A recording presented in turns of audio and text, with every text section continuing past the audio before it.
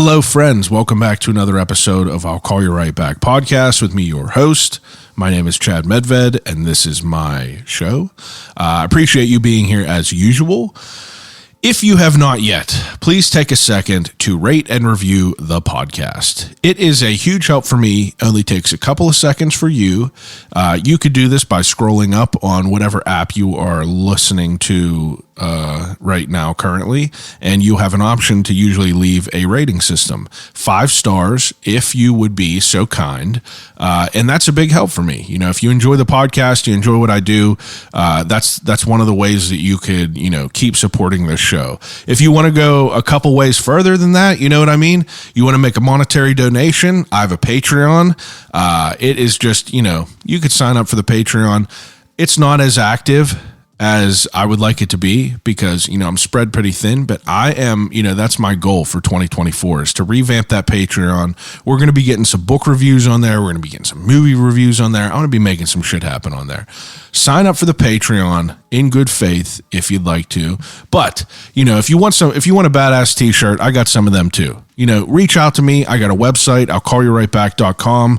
And, we just appreciate the support. That's what keeps these little guys going like me. You know what I mean?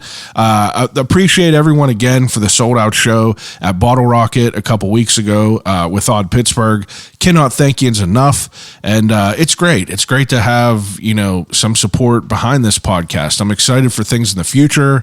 I'm doing the Great Yinzer Tailgate up at South Point on November 4th. With a bunch of other great yinzers throughout the city.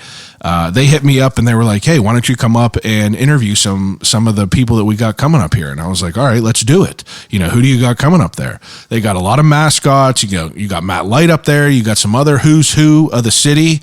And I'm going to be bopping around, talking to people, talking to shop owners, talking to business owners up there, and talking to some of the best yinzers in the city. And, it's going to be a good time. We're just going to be celebrating. November 4th, South Point Town Center, only a stone's throw away from this I'll Call You Right Back studios. So, I hope to see you there. Come on out, hang out with us. It's going to be a good time.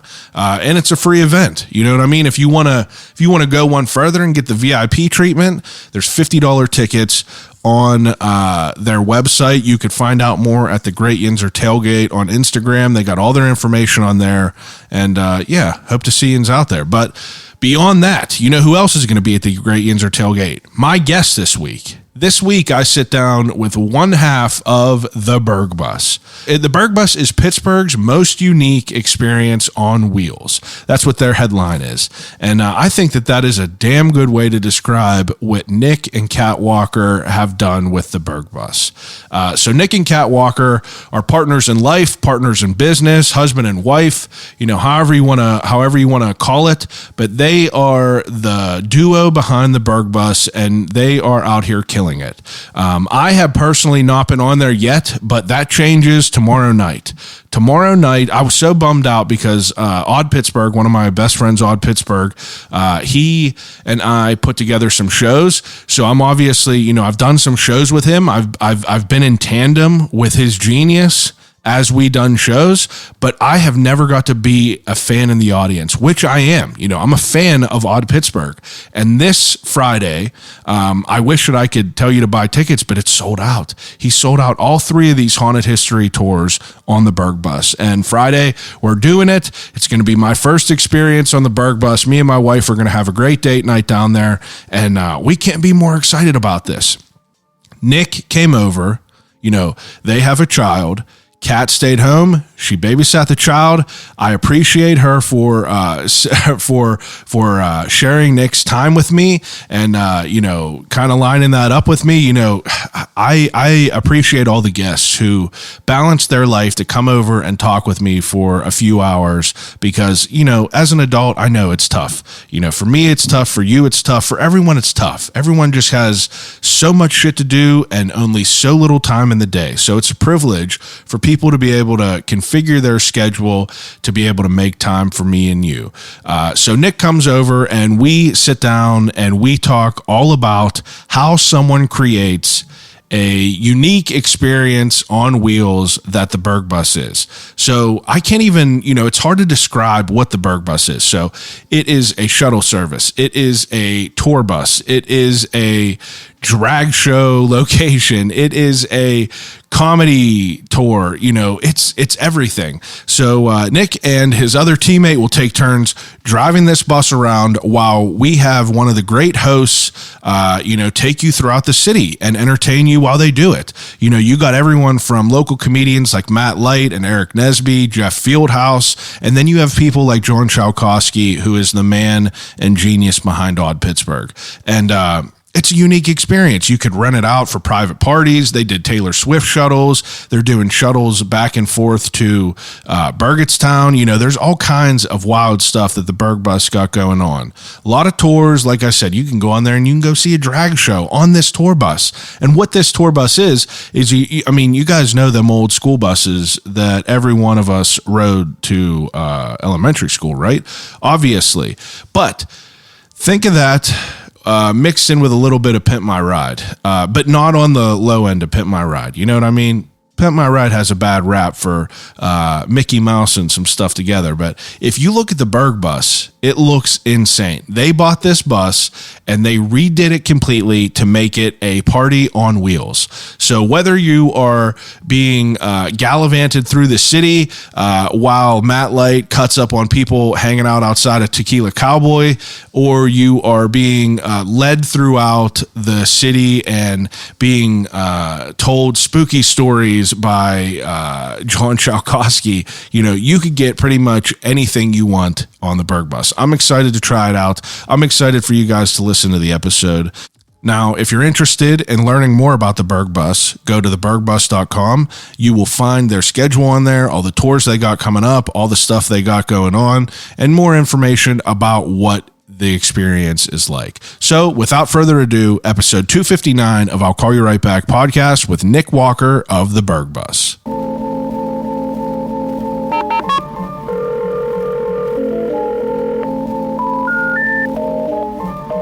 I gotta use the telephone. Hello?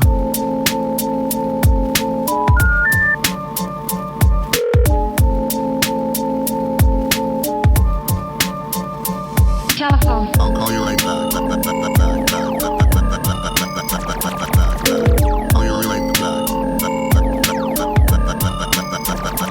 Telephone. I'll Call You Right Back podcast. Yeah, usually the people were shorter that sit in that chair.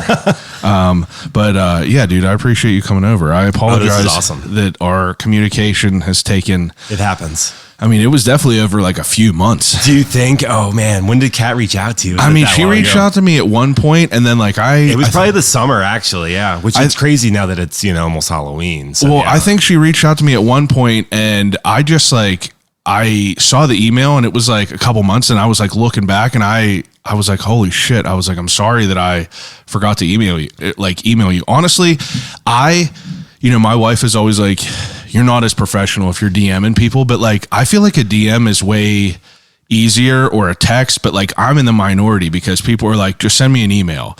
And I don't know. I need to convert over to that. Yeah. That's one thing. And it's one thing that got stuck in my head with a professor in college was I think I sent him an email and it started off, hey.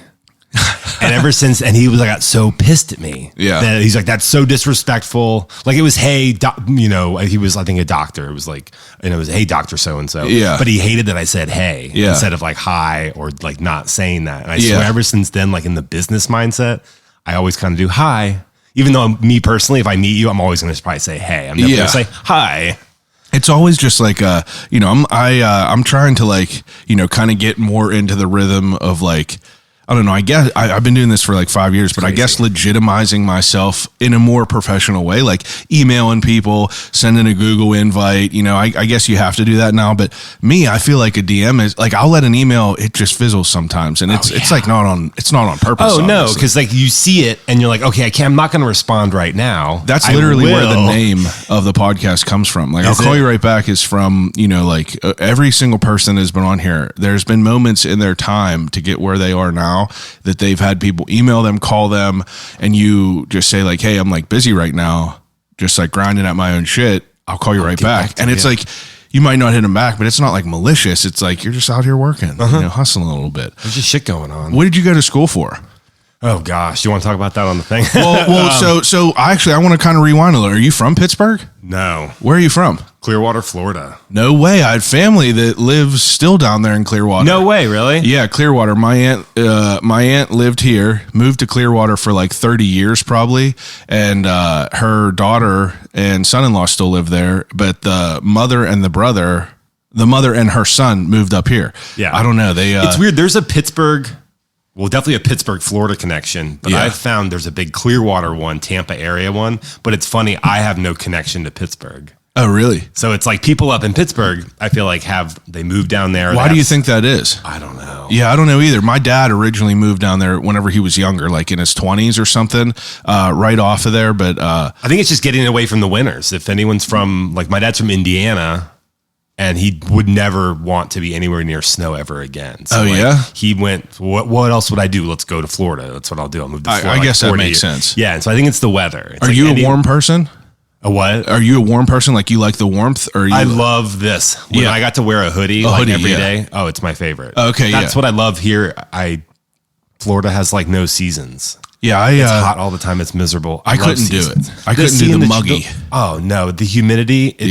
The way you sweat, it's way different than just like Vegas 110 degree. 1,000,000%. The humidity is. They had a screened in back porch with a pool. And it's like, if you're in the pool, if you're sitting in the pool, it's like, yeah, it's all right. But as soon as you get out, you're just like sweating. Yeah. And steaming off. Oh, it's terrible. Yeah. But so if you were from Clearwater, how did you end up here? When was that? When was that? I was trying to remember that actually. So my wife and I moved up here like almost 10 years ago. I think it was 2015. Okay. We like visited and we fell in love with it. And Just we were like after one time? Yeah. It was like for a week. We rented an Airbnb in Lawrenceville like forever ago. And of course the dogs are barking. Sorry. I know, it's good. So and we just we fell in love with it. We were up here for a whole week. We did the Airbnb thing. What makes you want to come to Pittsburgh though as a vacation spot? Well, you know what's funny? It was at that time, I swear, when Pittsburgh, we moved here in 2015, but it was at that time when we were seeing Pittsburgh on all those lists, like before it was, what it is now. That's cool to hear that was kind of like the origin story of it all. Yeah. What were you like in high school? Like what kind of stuff were you into? Oh gosh. I went to a small school. Yeah. So all the schools that I went to, like middle school, elementary, and then high school, I knew a lot of the same kids. Okay. So I was cool with everybody. Yeah. But I definitely was I was also the weird kid Yeah. in a good way, wore, the black band t-shirts. Yeah. You're wearing a Gojira. Yeah. I mean, so I've always been like that, but we all knew each other. It was a close community. So it was cool. Everyone was cool with each other. Yeah. I love it. And went How to old a are you? school, 36. Okay, yeah. So I'm 33, so I'm just trying to get an idea of what you're talking about, because I'm definitely of the similar ilk where it was just it was. So you were going to shows, stuff like that. Oh yeah, Big that show kid. Yeah, that was a lot of fun, and I had a lot of friends that were in bands. So they were the ones out, and I did not play any instrument. I always wanted to. Never even tried. I wish I did. And I think at one point I will. So I had all the friends that were into bands. They were playing music. So they always were playing shows at those kind of clubs where it was all ages. They maybe served alcohol, but I don't think a lot of them did. Yeah. Florida had a pretty good scene. Yeah, I think so. It was a lot of fun. And then my one friend, he was a bass player and his brother was in a really fun band. So anytime they would play bigger venues for bigger shows. Yeah. And they were always fun to go see. Is it heavier music? No, they were a weird variety of what's funny, their name was Variety Workshop. They were just a mix of kind of ska, punk, some rap. They were all over the place with what they did. They were fun. That's cool though. They played a lot of fun music. That's interesting to hear the show scene, because up here was very similar. I was the same way. I had friends in multiple bands. I was always we had a lot of local shows every weekend.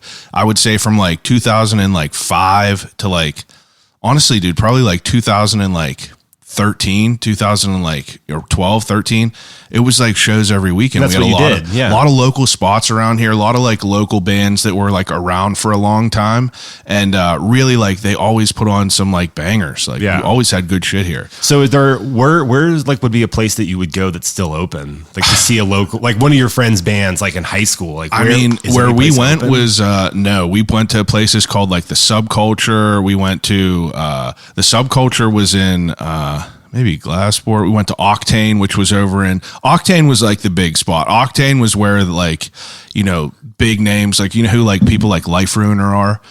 Like bands like this, no. They're like they were like bigger bands that weren't like, you know, super big, but these were like small hole in the wall clubs that these like kind of bigger names would play. It was a lot of heavier music that we would always go see, but those places have all been closed. Altar Bar, if you're familiar with that, it was open when we moved here. We went there several times. Yeah. So Altar Bar was fucking dope, and now it's a church down there, which is like crazy to see. But like that whole.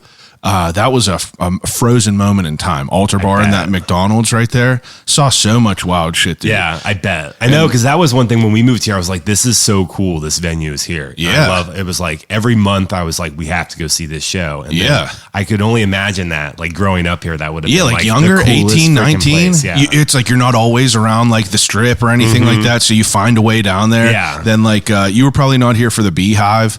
No, but I know the name. I know people talk about that. Legendary I think spots. Subculture, whatever you mentioned, I think I've seen that one. Weird. We had like weird hole in the wall places that everyone like really knew about, and you would see people at. But are you someone that still goes to shows? Yeah, now with a kid, we have to be more selective. I guess that makes sense. So like that was that's something that's like was tough, because we would go to. It was pretty much, if we weren't doing anything, it was like, let's just go to this show, like wherever we were living. And that definitely changes when you have a kid and we don't have family around. So we don't have like a built-in babysitter. Like so you really have to like, okay, so who's going to do it? Yeah. And so we have to be more selective, but I would say that now that she's older. How old? She's 3. Okay. Now that she's older, we can get babysitters. Yeah. And we trust them. And it's at night. It's easy. It's the easiest part of the day. There's like the dinner time. It's the wind down, and then just put her down, put her in bed. Make sure shit's all right. Just keep the monitor up.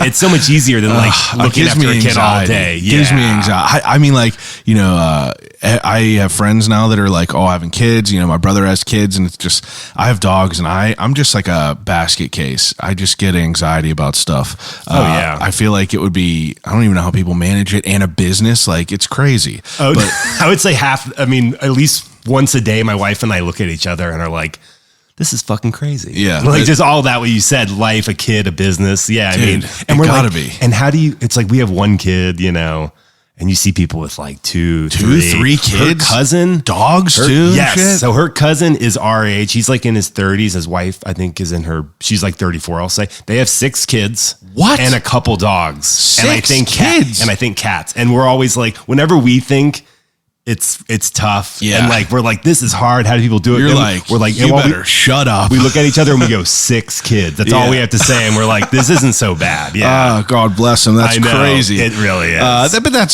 you know, it's going to be awesome. Like whenever everyone's like, you know, 14, 15, 16. And that's what they say. And the storm kind of calms down a little bit.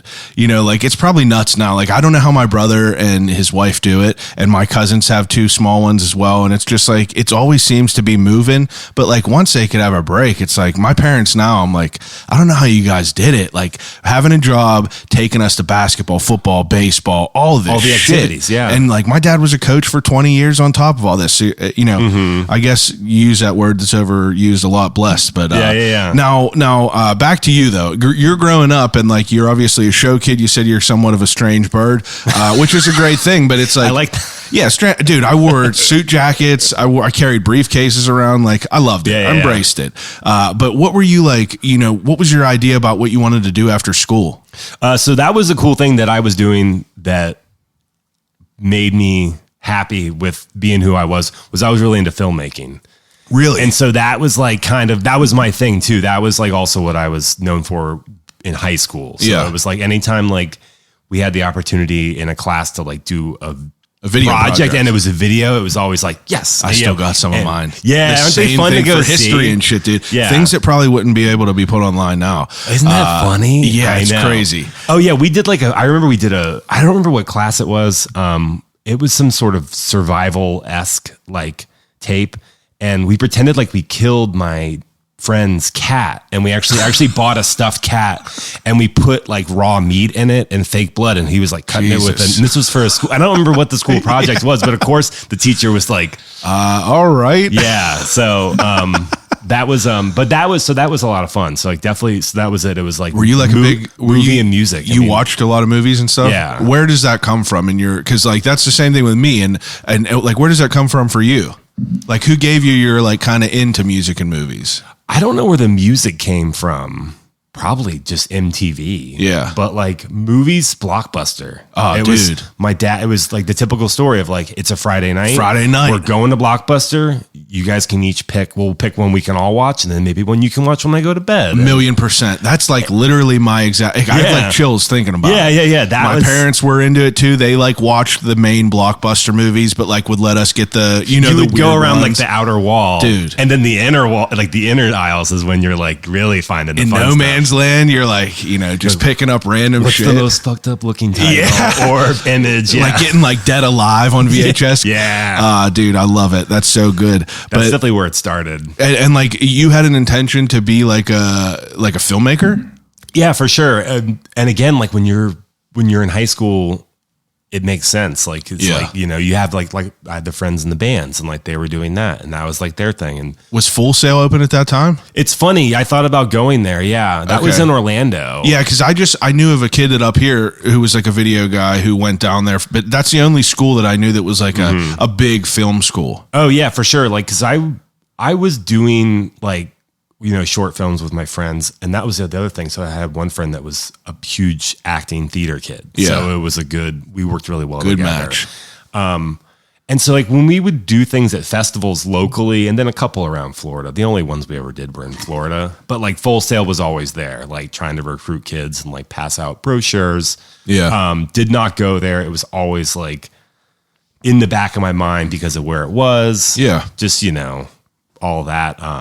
But ended up going to Savannah College of Art and Design in Georgia. For filmmaking. Yeah, that's how it started. Yeah. Mm-hmm. That's like, what I applied for, and like I submitted, like the short film that I made in high school. That was like part of the application process.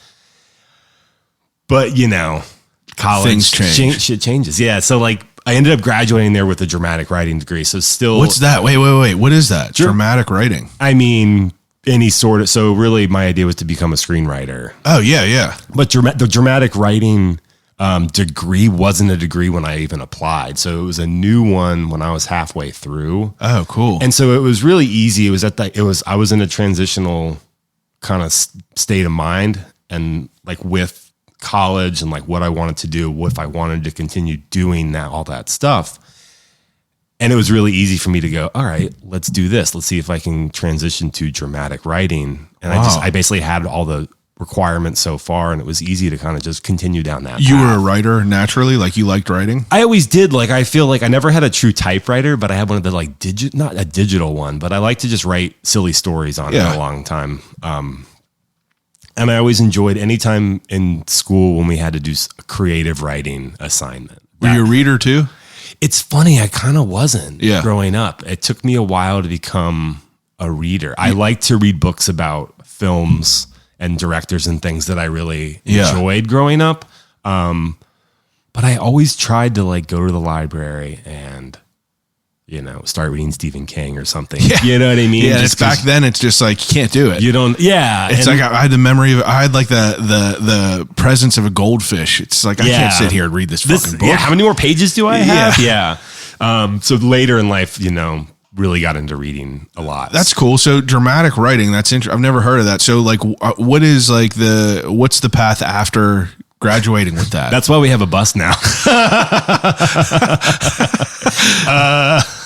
I don't know. That was kind of the thing. It was like, all right, well, I have this degree. What do you do with this? Yeah. I mean, were you like writing scripts like outside there? For sure. Yeah. So once I got out, there was a feature length that I was working on in college that was part of like my senior like final. And like, what kind of subject matter did you kind of gravitate towards? I mean, I always liked horror movies. I always liked dark comedies. Yeah. Because I always thought that I could do that. Yeah. You know, like a true like gritty drama.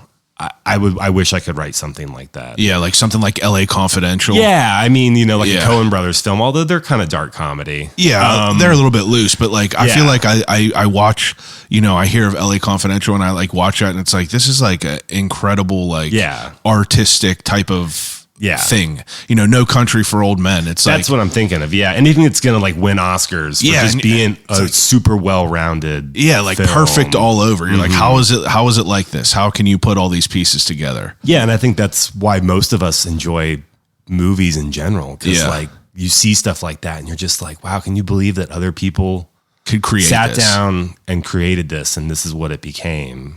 And like, I don't know. It's Dude, just- my episode that's coming out tomorrow, me and my buddy just had a whole, for Halloween, we do a whole movie episode, and his favorite franchise is Halloween. My favorite franchise is Scream. So we just like went head to head and just like talking about Halloween and like that being such like a small budget film and it like taking over the world and like creating like what we have today. And, you know, like, and it was apples and oranges, but like just, I don't know, dude, the power of some of like the movies that they're out there. It's hard to not just like completely fall in love with that, that world. Oh man, the original Halloween is so good. Yeah. Because like it's simple. Simple, He and it- just stands there half the time. I know, and but the scare, like the tension that it builds inside of you, it's like that's what's perfect about like writing stuff, and that's what's like, you know, that's what's like so crazy about those ideas and like how people could like, you know, just do that. So that was like, that was fully like, you know, you were working on a feature length, and that was fully like,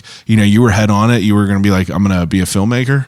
Yeah, well, I never thought I was going to be the one to direct it. And Yeah. I was. You like, just wanted to write screenwrites. and I also would always want to be involved with it. Yeah. like if it did get picked up, let's say, and somebody wanted to make anything of mine, I would want to be involved. Like, Yeah, producer. it would be so cool just to like be at all the table reads, like be there every single day of like the you know, shooting, %. like all that. 1,000,000%. I'd probably want to be in the editing room. That was one thing actually I did get into in high school. With the whole thing was editing. I really got into like the editing aspect of it. That's so cool. And I liked that a lot. And then, you know, you think you're good, and then you get to like college, And you're like, everyone's way better than me. well, that's the thing, because we're good in our schools and Yeah. all around the country, and then you get all these people together, and you're all kind of like, shit, I'm not that great. It's like the best football player on your high school team going to play college football, and they're like, I'm definitely not that you're good. shit. Yeah, I thought I was good. It's similar, and that's like what college. It is kind of that like realization, level playing field. And I mean, Well, how does that, you know, that career path of being a screenwriter and all that, where does that take a turn and kind of take an audible? and how I got to where I am today. Or, Well, I mean, like, what happens after that? You know, what happens after you graduate? Like, what were you doing at that time while you're writing screenplays? So luckily, my wife, we were trying to figure out where to go. We were like, let's move somewhere. And we moved to North Carolina. Yeah. What year is this? Oh gosh. So when did we graduate? 2010? Okay. So probably 2010, maybe 2011, actually, early 2011. North Carolina. What takes you up there? So we moved to Asheville, Yeah. so my grandparents were in Waynesville, which is west of Asheville. So Okay. we knew of Asheville from going up there. And Asheville's a really cool place if you haven't been there. Yeah, everyone They have talks a about giant beer scene right now. The artist scene's huge there. So we wanted to move to a city that was small enough that we knew that they had an artist community there. And so they did. And so my wife, her major was a graphic design illustration. Okay. And so she landed a super cool entry-level job there. And so you know what? It's terrible now. I can't remember if we moved there because she got that job or if she happened to get that job like right after we moved there. But it worked out really well. Yeah, either way. She got a cool entry-level job where they literally were designing t-shirts for Disney. Oh, and that's Universal sick. Studios, Hard Rock. Wow. Yeah, we could like and in this little place of Asheville. And it was pretty crazy because they used to be in Orlando. The design firm used to be there, and that was some of their biggest clients were all the people in Orlando. Wow. And they got so sick of Orlando, they moved up to the mountains. Ah. And so they kind of kept those relationships with That's the people cool. down there. And it was, I mean, that was so cool that like we could go to like a Universal, or I mean like a Hard Rock store anywhere in the country See her work. and see her shirts there for sale. Yeah, that's wild. And it's so weird because like nobody knows that. I know, it's Now the crazy. people like, and same thing in the Disney store back when Disney had 1,000 stores. different designs, and Yeah. who's doing the designs? Yeah, You know, it's just not the like Disney she gets store. any royalties I from know, that that's either. crazy. And like, you know, so it was a really cool job, and like it was cool that it was out of college. Yeah, it's definitely a good experience. It was great. Yeah. So Yeah. anyway, back we moved there. I was doing editorial work, editorial assistant work, and also like customer service work. I got this job with. They're actually doing really well now. It was the first employee they ever hired, and it was an online pet travel company. Pet travel. Yeah. What do you mean pet travel? So this was, I think, before Airbnbs. This is back when people would travel with their dogs to hotels, is it- campgrounds. What's the website? Bring Fido. That's what, you were their first employee. Have you been to that website? Fuck yeah. Yeah, that's what I mean. Like, it was funny. It was like people probably thought those people were crazy. Like, Yeah. What year? So that was like 2012, 2013? that was probably 2011. 2011. Yeah, I was their So, first wow. official like employee that wasn't like part of the family. Yeah. Wow. So like, I think her name's Melissa. Yeah, she started it with her brother. Her brother, I think they both went to MIT. They were like really, really smart people. Yeah, well, what a great idea. Yeah, and it was. For people that don't know what Bring Fido is, Yeah. it's a whole website that's just, caters to every sort of resource there is that allows pet involvement It's like the ultimate tool for places you could take your dog. Pet friendly things. And Yeah. it's not just hotels. It was like events. parks, restaurants. Yeah. It was back when like, nowadays you go to a brewery, half the people have kids and dogs. Yeah. Like back then, It wasn't always acceptable. it was never like easy to just be So like, these of course people, they did the due diligence of finding who Mm-hmm. it was, and I'll still get stuff on Reddit that like it'll still pop up with people referring you. But That's so funny. I'll still look at it whenever we're traveling places. It's a great resource. Yeah. Why not? Right. But so you worked there. Yeah. That's crazy. And then you were there for not long. Not that long. How long? It was a drive. It wasn't in Asheville, and that's kind of why I stopped doing it. Because Yeah. it was a little bit of annoying drive. For sure. But it was cool. But like, again, it was early on, and the company was expanding. Obviously, Yeah. So it's not what it is now. No, I wish I was still there. Yeah. No, then we wouldn't have the bus. I know. But I know what you're saying though. because like that was the other, I think, reason I liked it, and they were interested in me too, because I had these ideas too. Yeah. Because I was creative, and I was like, you know what you could do is this and this. We should do she had an idea to do a book. I don't know if she ever did a book or not. But I was also like trying to come up with commercials, Oh yeah. and I had these really good ideas. I was like, you guys should make like a 30-second TV commercial. It's like advertising. Yeah, you were more I came up- actively just than just like doing the work that they wanted you to do. You were like actively being creative on that. And that's like, it was cool when I was there, because I was kind of like, oh, cool. Like I'm Part of it. in early on with this, and it could be cool to like see where this can go. Yeah. But again, life gets in the way. The drive really kind of sucked. What, And it didn't really like keep going. I kind of, it didn't progress like you wanted like to. I wanted it to after a while. So I was like, you know what? I got to do something else. Yeah. What takes you out of North Carolina? We were ready for another change. So like, it was my wife's job was becoming really stressful. Like, Yeah. And it's funny, she was designing shirts for Disney. Like it shouldn't be stressful, but like they were there sometimes on the weekends. Yeah, I mean, I bet it would be stressful. Because they were like, we're not going to piss off Disney. Yeah. You're going to get all these designs to them. For sure. I don't care if you guys are here till 1 a.m., like, on a Saturday, like something crazy. So like it was, the stress level for what they were doing was just kind of silly. So we were ready for a change, but she did not leave on bad terms. So it was like, hey, I want to move on, but I still want to do freelance for you guys. Oh, that's cool. And so that worked out really well. And she did that for a while. We moved to Virginia so she grew up in Virginia. My wife's from Virginia. She's from Northern Virginia. And she really wanted to live in like a real rural area, like really like where her parents like have a farm out in the sticks. Yeah. Okay. Like a blinking red light in the county. That's like how much in the sticks. Yeah. Okay. And I was like, all right. I was like, let's do it. Like, let's do it. How long? How long do we live there? Yeah. Gosh, I don't know. It got old pretty fast. Did it like kind of slow?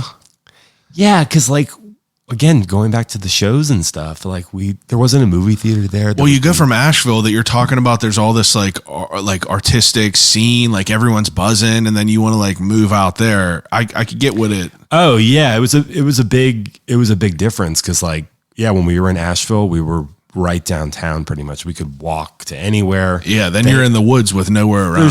There was nothing to do. Yeah. The people there just got drunk and didn't do any. There was nothing to do. And after that you came to Pittsburgh? Yeah. So right. that was the big move. So then we were like, all right, we're here. We're like, all right, what's next? Like we need to actually, I think, land on where we're going to hopefully end up for 10, 20, 30 years, raise a family. Yeah. Well, so what year did you get here? You said 2014? I think it was 15. 2015? Yeah. And what were you doing up here? What were you both doing up here? She was still doing freelance work, which was great. Yeah. And so I was like, what will I do?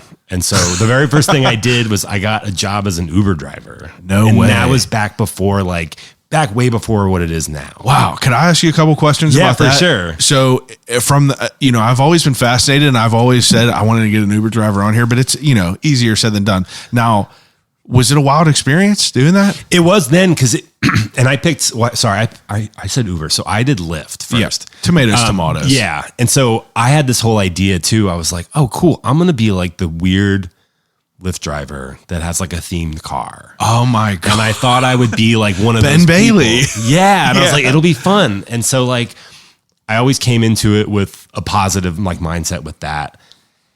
And I tried it the only time I really ever did it like themed was actually on like around Halloween. Yeah. And I did it like Back to the Future style where like I dressed up as Marty. I had like the hoverboard and like a few other silly things. Oh yeah. It was like the plug-in, flux capacitor. It lit up. Yeah. And like, no way. 9 out of 10 people didn't give a shit. You know what I mean? Put all of it into it. Yeah. People are just like, this guy. This fucking dork. Yeah. So, but it was a cool time. It worked out so well because we didn't know the city. Yeah. And it was like the ultimate crash course on Pittsburgh. Learning it. I got to know the streets. I got to know the neighborhoods. I got to know the lingo. I got to know where to go, where not to go. Like, wow. What Pittsburgh was like, and what an interesting way to like, take in the city. It was a great crash course. Yeah. And that's what I tell people. Cause like, I mean, nowadays it's like I feel like Uber and Lyft drivers are totally different than they were 10 years ago. For sure. Cause like even back then it was more. It was like new. It was fresh. People didn't know what it was. And they wanted to sit in the front seat and chat with you if it was just like, now most people just sit in the back on their phones and it's like, isn't there like a setting on there where you could say like, I've never seen don't want communicated to or something? Yeah. I don't know. That's wild. And back then, that was not an option. I know. I tried chopping it up with everyone. Yeah. How you doing today? Yeah. You know what I mean? Like I'm a talker. Yeah. And so that was what was neat about it was that like, people would sit, if they were alone, they'd sit in the front seat. And I feel like people weren't addicted to their phones like we are now. And so people were like, let's chat. What an interesting I'm time. stuck in How long did you do that? Couple of years. Yeah. Yeah. Wow. Like full time you were doing it? Yeah. Mm-hmm. Wow. That's crazy. And again, like it was better. Did you have bad experiences at all? Not really. Isn't that crazy? I feel like it would be a nightmare. I've witnessed personally 2 of my friends' girlfriends vomit in Uber cars. One getting out of my apartment in my old house. She was like, they were all like meeting back from Southside there and they're like pulling in and she's like actively vomiting on the side of the door. And I'm like, that's fucked up. Good job, Uber driver. Yeah. That's like, have fun with them. It's like, I could not do that. I would have anxiety. No. And that was the thing. And like they all would tell you, probably nowadays too, you make more money at night on the weekends. But my wife, I didn't like staying out late. Yeah. So I only did it on the nights when like there was going to be Lyft was like, hey, like it's Halloween was their second biggest night. Halloween. It might still be. I don't know. But back then it was. And I loved it because I dressed up. Yeah. People were dressed up and it was a lot of fun. Wow. It was Halloween and New Year's Eve. The biggest nights. Goodness. But so I never did it. I never did it like late, like a lot of people. That's good. Yeah, I mean, I did it early. If you did it early, that'd be great. You're dealing with what, old people, people going to work and shit. People that go to work, people that go to the airport early. Yeah. Good and call. It was So wow. I know there's more money like at night, which I would do it every now and then. But but that's so interesting to think about. Like, I'm so happy you even brought that up, that we even like got onto that, because I feel like that like kind of resonates with what you guys do now, but like such a cool way for a new person to like take in the city. Like you really do have a crash course of like dealing with different types of people, finding out where the hell you're going to go and how to read the streets. Yeah. Like that's super cool. And Pittsburgh has some weird streets. Oh my God. I mean, there's still places that I've never been, I feel. Oh, yeah. So, I mean, after you're Ubering, after she's doing freelance, like how does that, progress? Like when does that become no more? The pandemic, that was a big one. Oh, was that's whenever it like halted up a little bit? Let's see. When did the bus open? It only officially opened last summer, though. The bus did 2022. Yeah, 2022. Was it August of 2022? It was early June. Okay. Yeah, so like June of last summer. Wow. But ever since we moved here, we were chatting about this as a business. Really? And it's evolved a little bit more than what we thought. What was it originally? It was always, I think, the Burgh Bus. Like, where does this idea come from? Because it's very unique. Like, what would you describe it as right now? Oh my gosh. What we've been saying is that it's a interactive comedy show, sightseeing tour, and party bus all rolled into one. Yeah. So I feel like that's fair. Yeah, because like when we started, it was like, we're going to do comedy sightseeing tours. And that started, and it evolved into more than that. People want more than that. Yeah. So it's evolved into more than that. And we're doing things that aren't even comedy related, like the stuff with John. Yeah. Much more like history based, because some people do want that. They don't want to just get on and get drunk. 1,000,000%. And play games with people. Well, rewind this first of all, though. So you guys are talking about this as a business idea. Like, where does this idea come from? It comes back to Asheville, North Carolina, where we're living.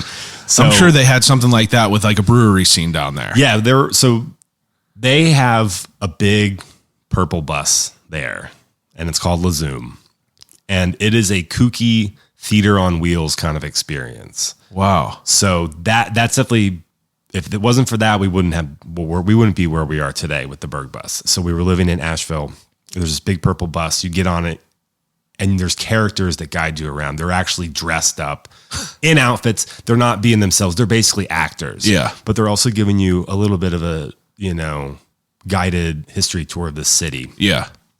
But the other thing they do that's so cool, because Asheville downtown is so small, is that they have other actors at certain points around the city that are also dressed up, that are part of the script. Wow. So they'll interact with the people on the bus, like with the guide. Sometimes they even get on the bus, and then it becomes a show with those people. And there's multiple of them. Wow. So their thing is very elaborate. I mean, and it's very much like they stick to a script. Yeah, sounds like a performance. It's a performance, and it is. It's like a theater. It's like a real show on wheels. That's cool, though. I've never heard of anything like that. And so it was so cool the first time we did, and you can drink on the bus. And it was around for a while? Yeah, I think it's been around.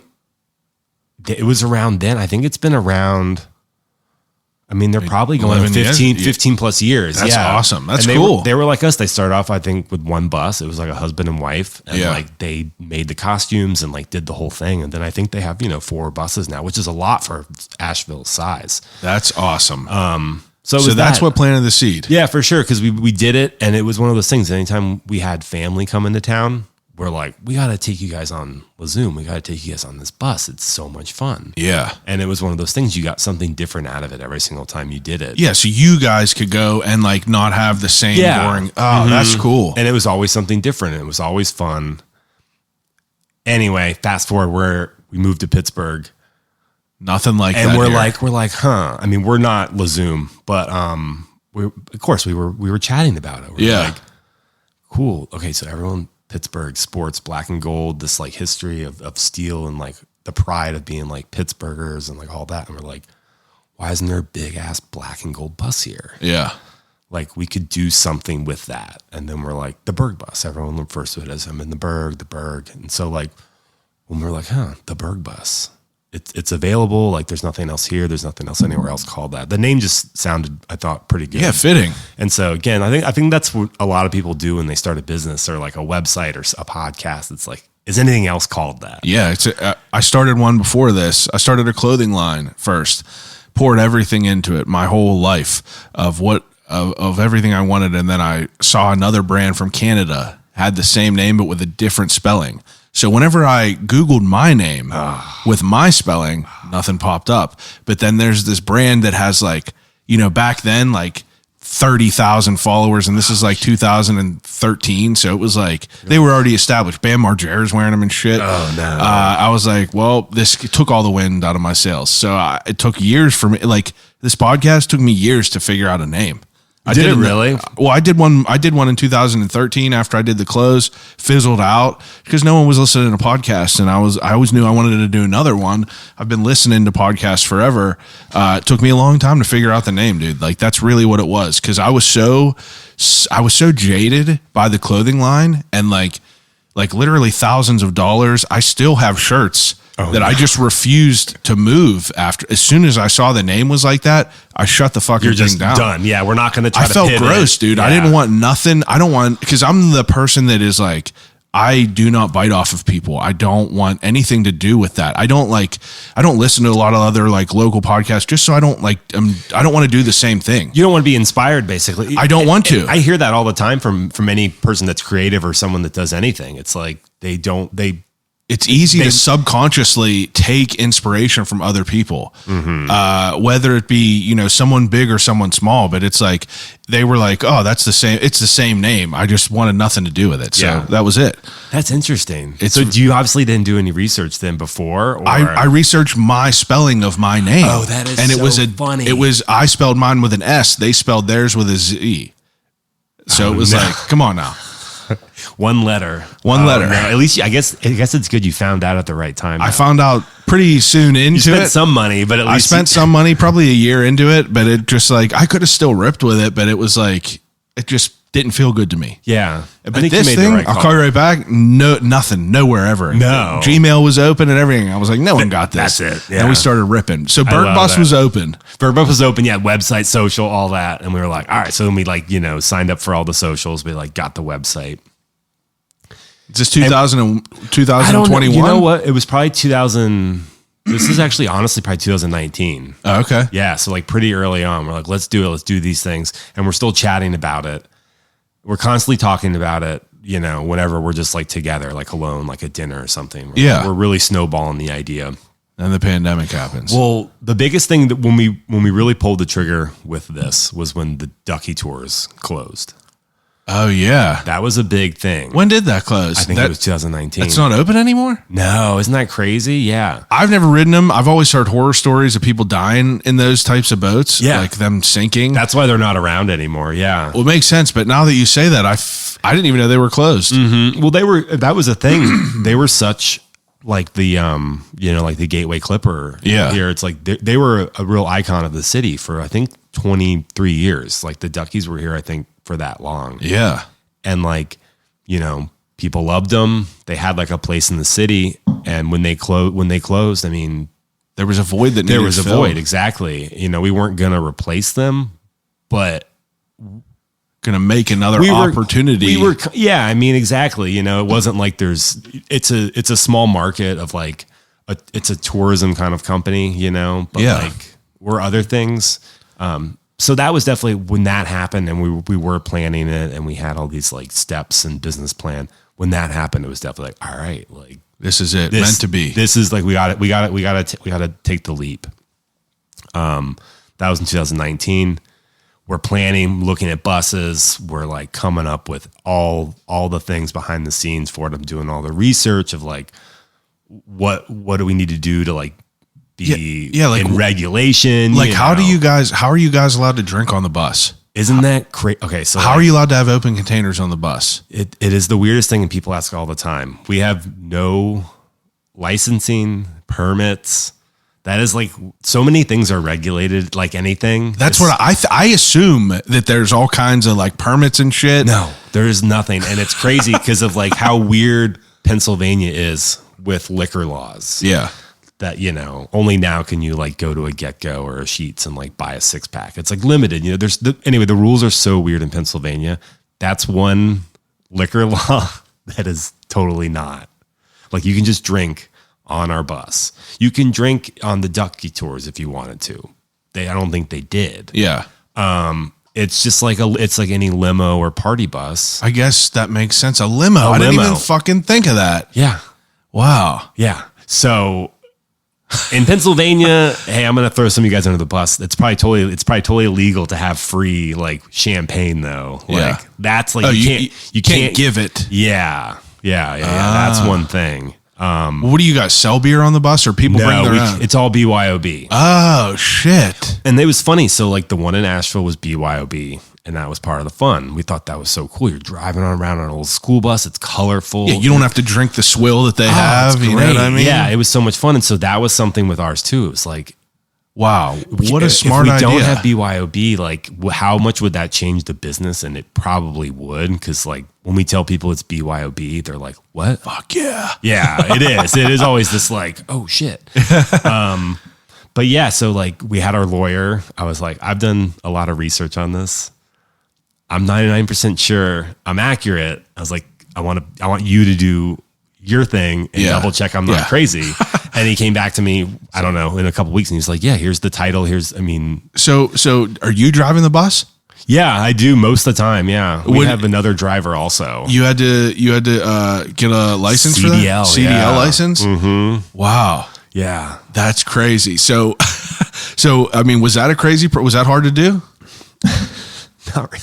Yeah, I mean, like, I don't think my buddy is a big rig driver. I'm waiting for him to get a stint back here to interview him about that. Yeah. Because this is kind of new to him. He's been doing it for like 8 months now. Oh, wow. Okay. But he, I'm curious about it. That's a whole, they go through a little bit more of like a training process. Yeah, it's a different level. That's very scary to me. Like now a bus, like, so you got certified for this. You bought a bus. Where did you get this bus? Where did we get it? It was outside of, Harrisburg. There was a giant like bus emporium.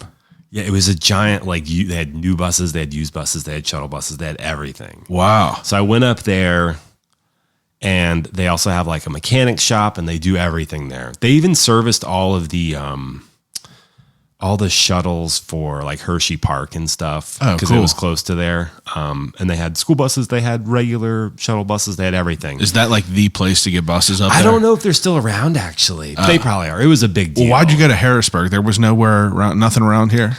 Let's see why. I mean, I was looking on Craigslist. I was doing that thing like locally, like that's most people do. But like, as soon as you said I went to Harrisburg, I was like, there got to be a reason. You're like, why? Yeah, why didn't you just look on Craigslist? Yeah, or Facebook Marketplace. Yeah, but that's probably more credible. You got a place, a whole spot with buses. Yeah. Okay, so you got a bus. You got what's the what? So a funny story I always forget about, and then until we get to this point of our journey. So we went up and we bought 2 buses at the spot. They were identical buses. You bought 2 at first. We bought 2 buses at first. That was the plan, that you wanted to have 2 available? Yeah. For some reason because you can get a used bus for like dirt cheap. Yeah. But that's also scary because you're like, why is this 40-foot diesel vehicle so cheap? Yeah. And so that was one thing that we did really well, I think, was we did a lot of like research. We actually had diesel mechanics look at the buses we wanted to get before you bought them. Because it's like, smart. I'm going to pay you $125 an hour. Yeah. An hour. Yeah. Be thorough. To look at this thing. Make sure tell me if I should buy this or rickety or not. Yeah. And it's like one of those things in business. You're like, this is our bread and butter, is the bus. Like, yeah. Ounce prevention, pound a cure. Yeah, exactly. Yeah, I mean, we can't buy a new bus because they're insanely expensive. Yeah. So buy one of them Mercedes buses. Oh my God. You're fucking old. $150,000. Well, that's what my buddy's driving, a big rig Mercedes. It's a brand new Mercedes. Those are so nice, I bet. Dude, that's what I mean. It looks like he's in a fucking spaceship. And he's just started this. Yeah, he's 8 months in. Why aren't you in this like rickety ass like joyride bus? Yeah, you know what I mean? With like an old ripped seat cushion. It's all rusty. Dude, it looks sick in there. I'm like, we got to talk about it. But so you got these 2 buses. We bought 2 identical buses. They literally were the Bluebirds. They were the same year. They were in the same school district outside of Philly. And the idea is you wanted a school bus probably because it was cost effective And you could probably fit the most people on there compared to like a transit van, right? Yeah, I think that we always liked, I think, the look of an old bus. Fuck yeah, why not? Yeah, so it's like, because I think that's part of the charm. And like a lot of people get on our bus and are like, I'm drinking on a school bus, you know. And you look at them and you're like, tell them Large Marge sent you. We should, I want to recreate that actually. That would You be should. funny. Although she was a truck driver, but anyway, that would be funny. That's all right. Yeah. So we bought, it was the two buses. They were identical. They were Bluebirds. They were the exact same year, same make. Their VINs were even like just off by like a couple numbers. They were Two like turtle doves. They were like brothers and sisters. Like, yeah. Anyway, so we bought the two. They looked good. We looked at a couple. We get them back. They're here. We have them garaged. It came time to get the inspection done, the PA inspection done on them. Took the one to the mechanic. While it was there, a freak accident happened where a tractor trailer came in to get some service work. It hit a utility pole with 3 transformers on it, fell on top of the tractor trailer. Instantly, it went up in flames. Our bus was right next to it, and the flames were so big that it caught the second bus also on fire. Jesus Christ. Yeah, and it was like this crazy thing. I mean, it was on the news. It was in the lower Lawrenceville, this mechanic shop. Like, jeez. Even weirder, we were driving on 28 that You saw day. the smoke. We saw the smoke. Hey, there's our life. I literally was with we were like driving, and I was like, that honestly looks like where the mechanic, I literally was like, that's so weird. That's exactly like where it is. That's terrible. We were on the other side of 28, and we saw the black smoke. How did you find out it was that? So then we get to Lawrenceville. We were going to her parents' place, and like, we were there, and I'm like looking I can still see it. I'm like, that's kind of the area. Like, there's no way. Like, who? And then in my mind, I'm like, oh shit, that bus was really crappy. Like, that was our bus that blew up. And then I was like, it probably caused the fire. I had all these thoughts going through my mind. Oh my! I get a call from the mechanic like 2 hours later. You're like, it was my bus. And he's like, Nick, he's like, I don't know what to say. Your fucking bus is gone. Like, that's all he said something like that. And I was like, what? He goes, it burned up. I don't know what else to say. I had to let you know. I'll call you back. It's chaos here. Like, that's all he said. And I was like, that really was. I told my wife, Kat, I was like, dude, that really was. Oh my God. That smoke we saw was like our fucking bus burning up. That's crazy. It was crazy. And so then it was the other one was fine? Yes, it was still at the garage. I know, and that's obviously the bus that everyone sees around town. Oh, wait. So you bought 2. The one burnt up, and you still only have 1 bus? Yeah. Oh my God. Mm-hmm.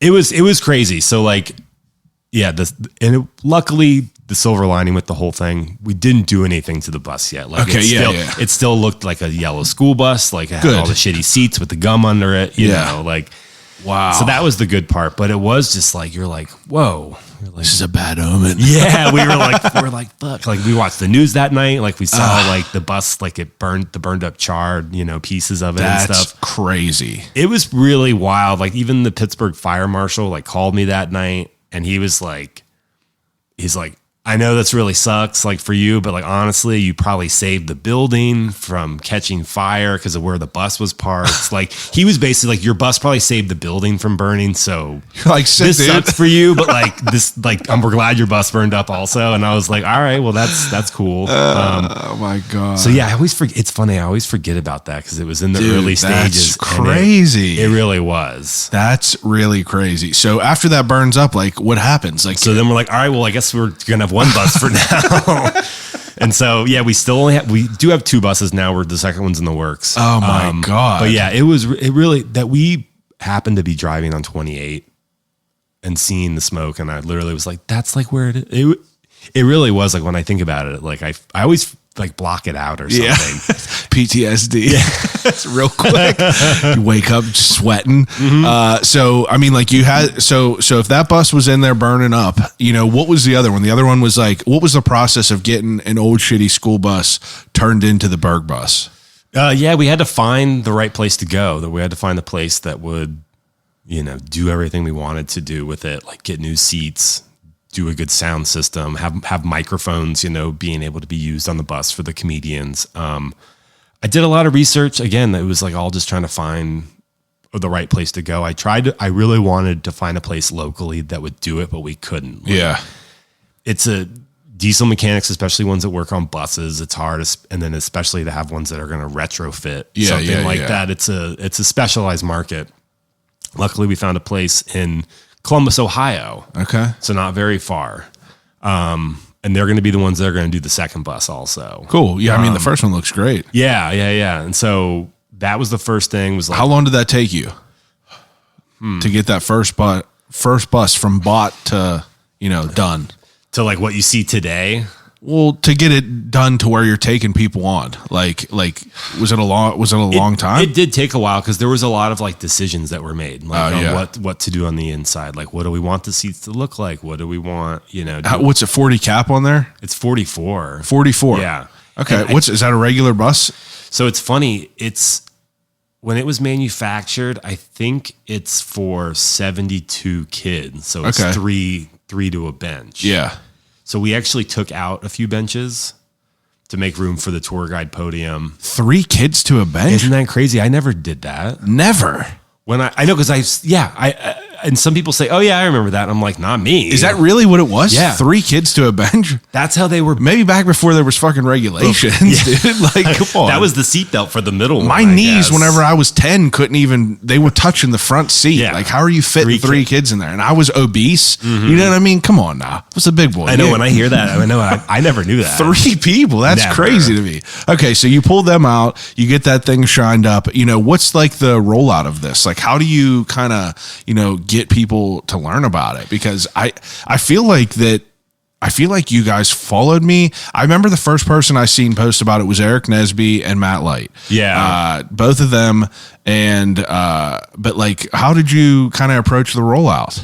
That's a good question. Yeah, that was a big question mark, with everything. We're like, we have this cool bus, we have this cool business, this cool idea. Are you 2 social media people? My wife is. Okay, yeah. Yeah, that's a big thing. So like it literally up until recently, I still don't even have like a personal anything. I never even got a Facebook.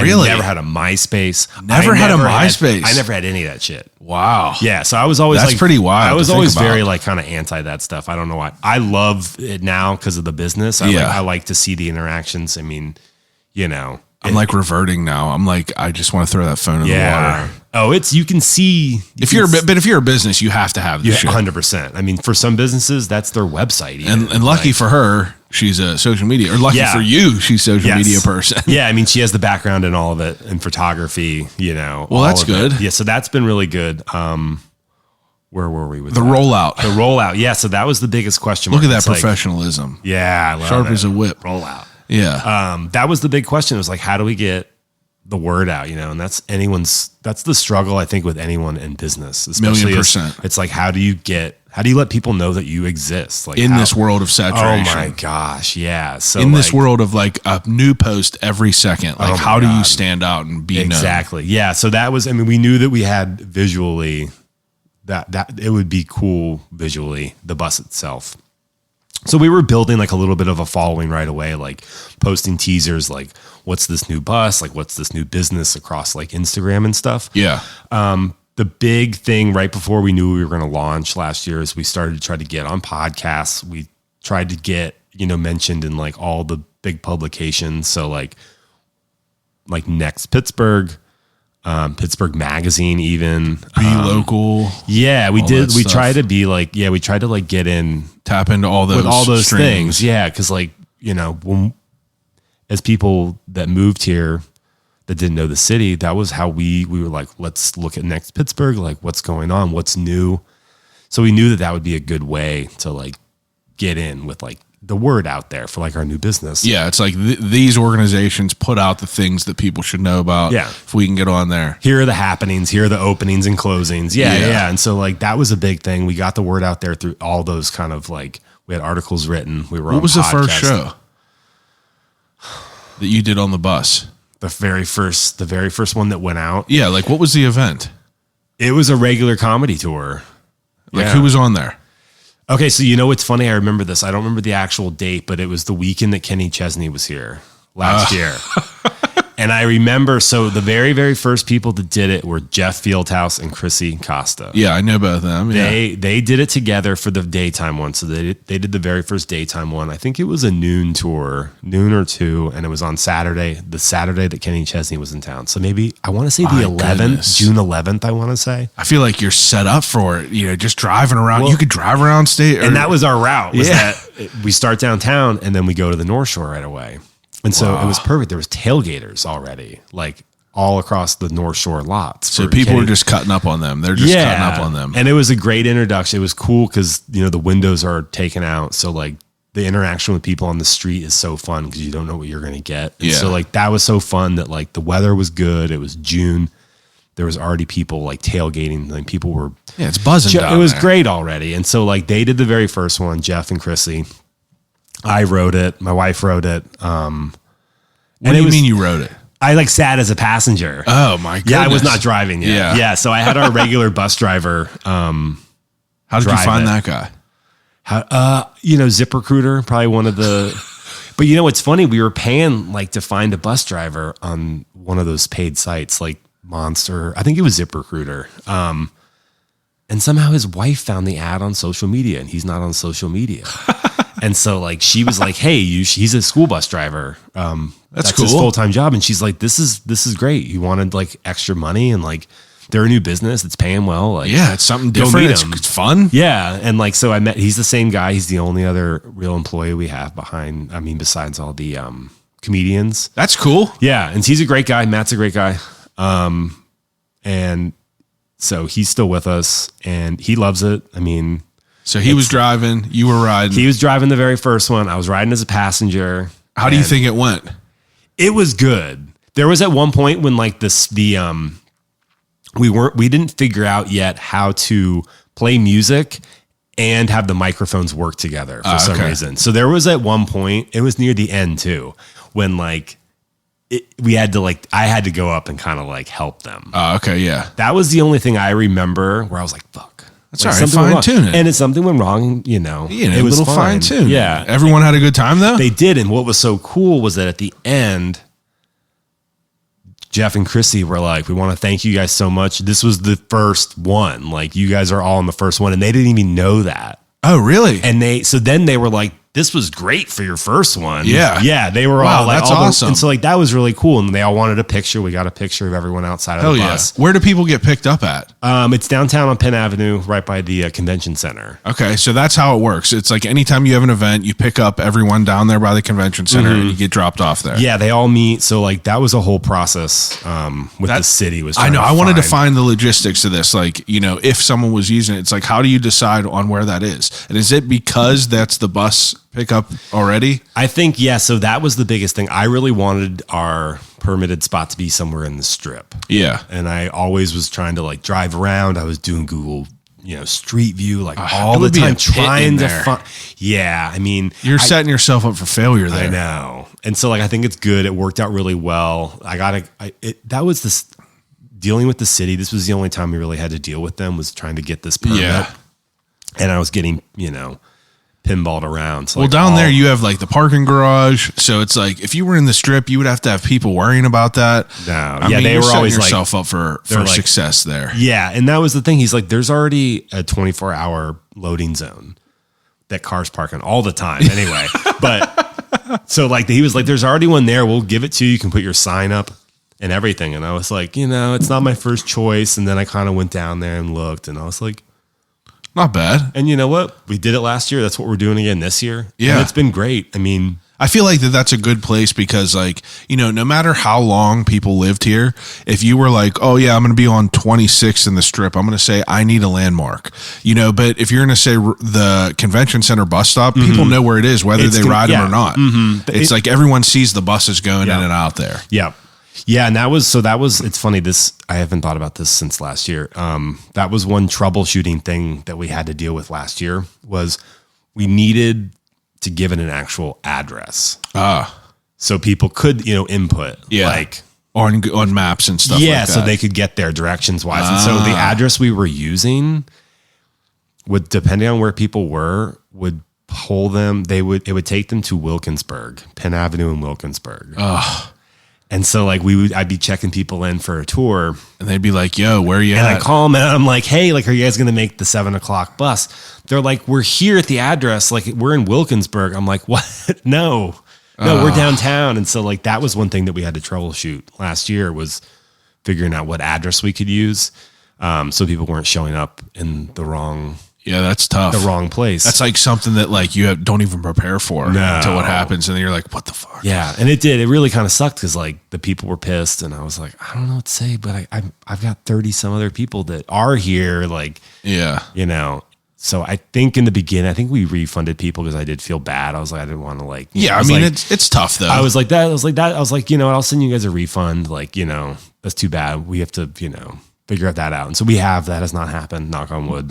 That's good. Like since then. But those are the things that I feel like is super important about like what our conversations are about. What I try to like talk to people about. It's like, these are the things that I feel like are, you know, stuff people would never know about and like think about. And these are like, you know, how the sausage is made. And it's like, it's a little bit better, you know, it's always more fascinating to me, you know, everyone knows how things go right, but it's like, what's all the shit that you dealt with in the beginning that like no one even really thought of. And like, that's such an interesting, you know, because that's a big problem to have. Yeah. Oh yeah. It was huge. You got people paying for tickets and they're all the way across town. They're not going to make it back. You know, that's a big problem to have. So that's something that is, as a business owner, that you just have to like kind of adapt with. That's interesting. Yeah. It comes up and you're like, oh crap, I never thought that would be an issue to deal with. And so, after the first show though, I mean, like you guys just kind of fine tune it from there. Yeah. So then that night, so they, Jeff and Chrissy did the first one, the daytime. That night we had Matt Light doing the first nighttime one. And I think that one was maybe already sold out, which was awesome. Yeah, he kills it. And my wife and I rode that one. And his buddy Dustin recorded it, did the whole video of it, which is so funny to go back and see. Because he's a wild animal. But it was great. So there weren't any, you know, audio issues on that one. That's good. Like the first one. You have anyone puke on the bus at all? No. Wow. Really? But so where do people piss on the bus? Okay, so we have that was another thing. So we always wanted, it's a 90-minute tour. If people are drinking, 1,000,000%. I don't care if you're drinking water. That was my first question. And that was my wife asked the exact thing. She was like, where do people pee on these buses if you can drink? Yeah. So we always, again, back to like all of the logistics of like getting this thing going. We always were like, we need a bathroom break.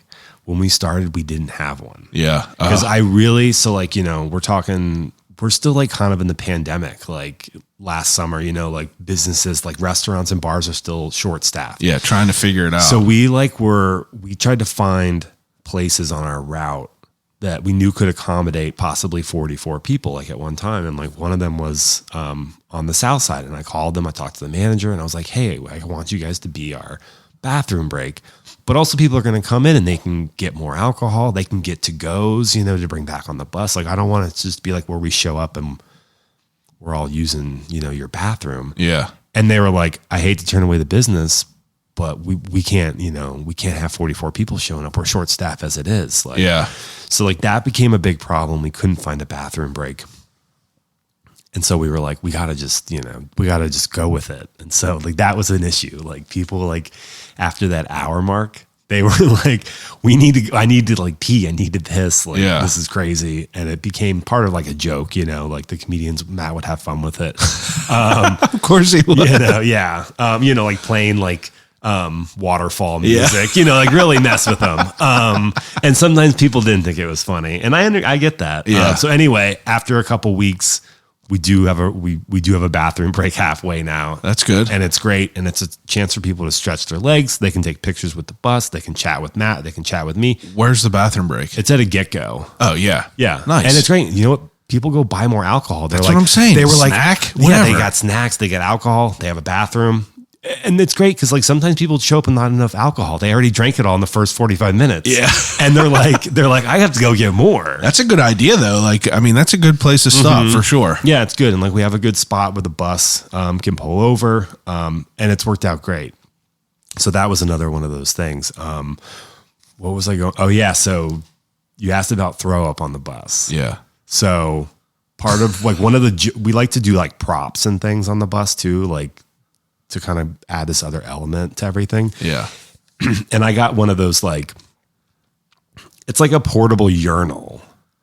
Yeah, it's like one of the piss unisex. bottles. Yeah, and it's like got a handle and it's got this funny little like, For sure. cup, like so it's like anyone could use it. Yeah. It's like for one person. So it's always a joke, like before the bathroom break. Like, does anybody need to use the bathroom? And then it's like, we got this. Who wants to use it?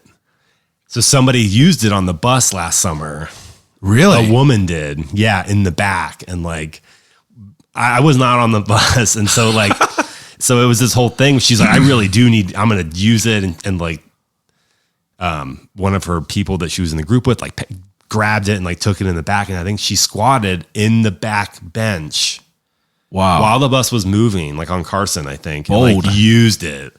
And so then they get to the bathroom break and like I get the call from our driver, Matt. And he's like, Nick, yeah, somebody used the pee thing. And like, luckily there's like on a school bus, they have like bodily fluid cleanup kits. Oh, just really? like a powder that then like, Yeah. So he like did that back there.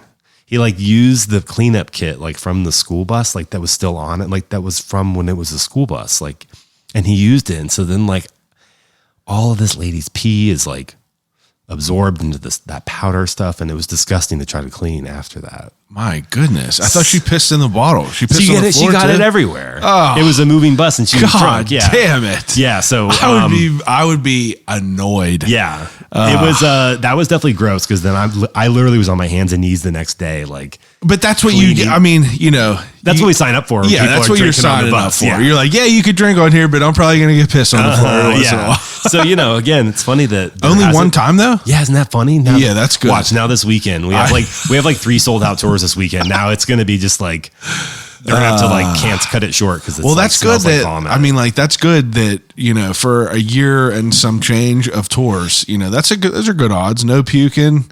no one's puked, man. At least Do people try to smoke on there? Yes, all the time. We have signs everywhere. Like, Yeah. I swear, I was even driving recently, and like Matt was hosting, and we're like in Lawrenceville, and I'm like, dude, somebody's smoking on this bus. Like, I can just tell.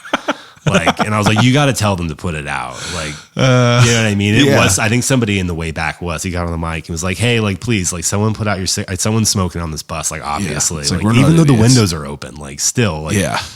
And so like that happened. People always ask if they can, like, oh, I can't even vape. And I'm like, no, you really can't. Like, Yeah. it's just It's like a slippery slope. yeah, exactly. Drunk people, one person's vaping, next person's going to light a joint on there, and then it's going to cause all kinds of chaos. Yeah. This is my business. Come on. Yeah. Follow the rules. I mean, you're already drinking on here. Like, yeah. Get off the bus. I know. Yeah. You ever have to kick anyone off? Yes, I have not personally. Yeah, but I'm sure people might get There's rowdy. been, so like there was, again, it's funny.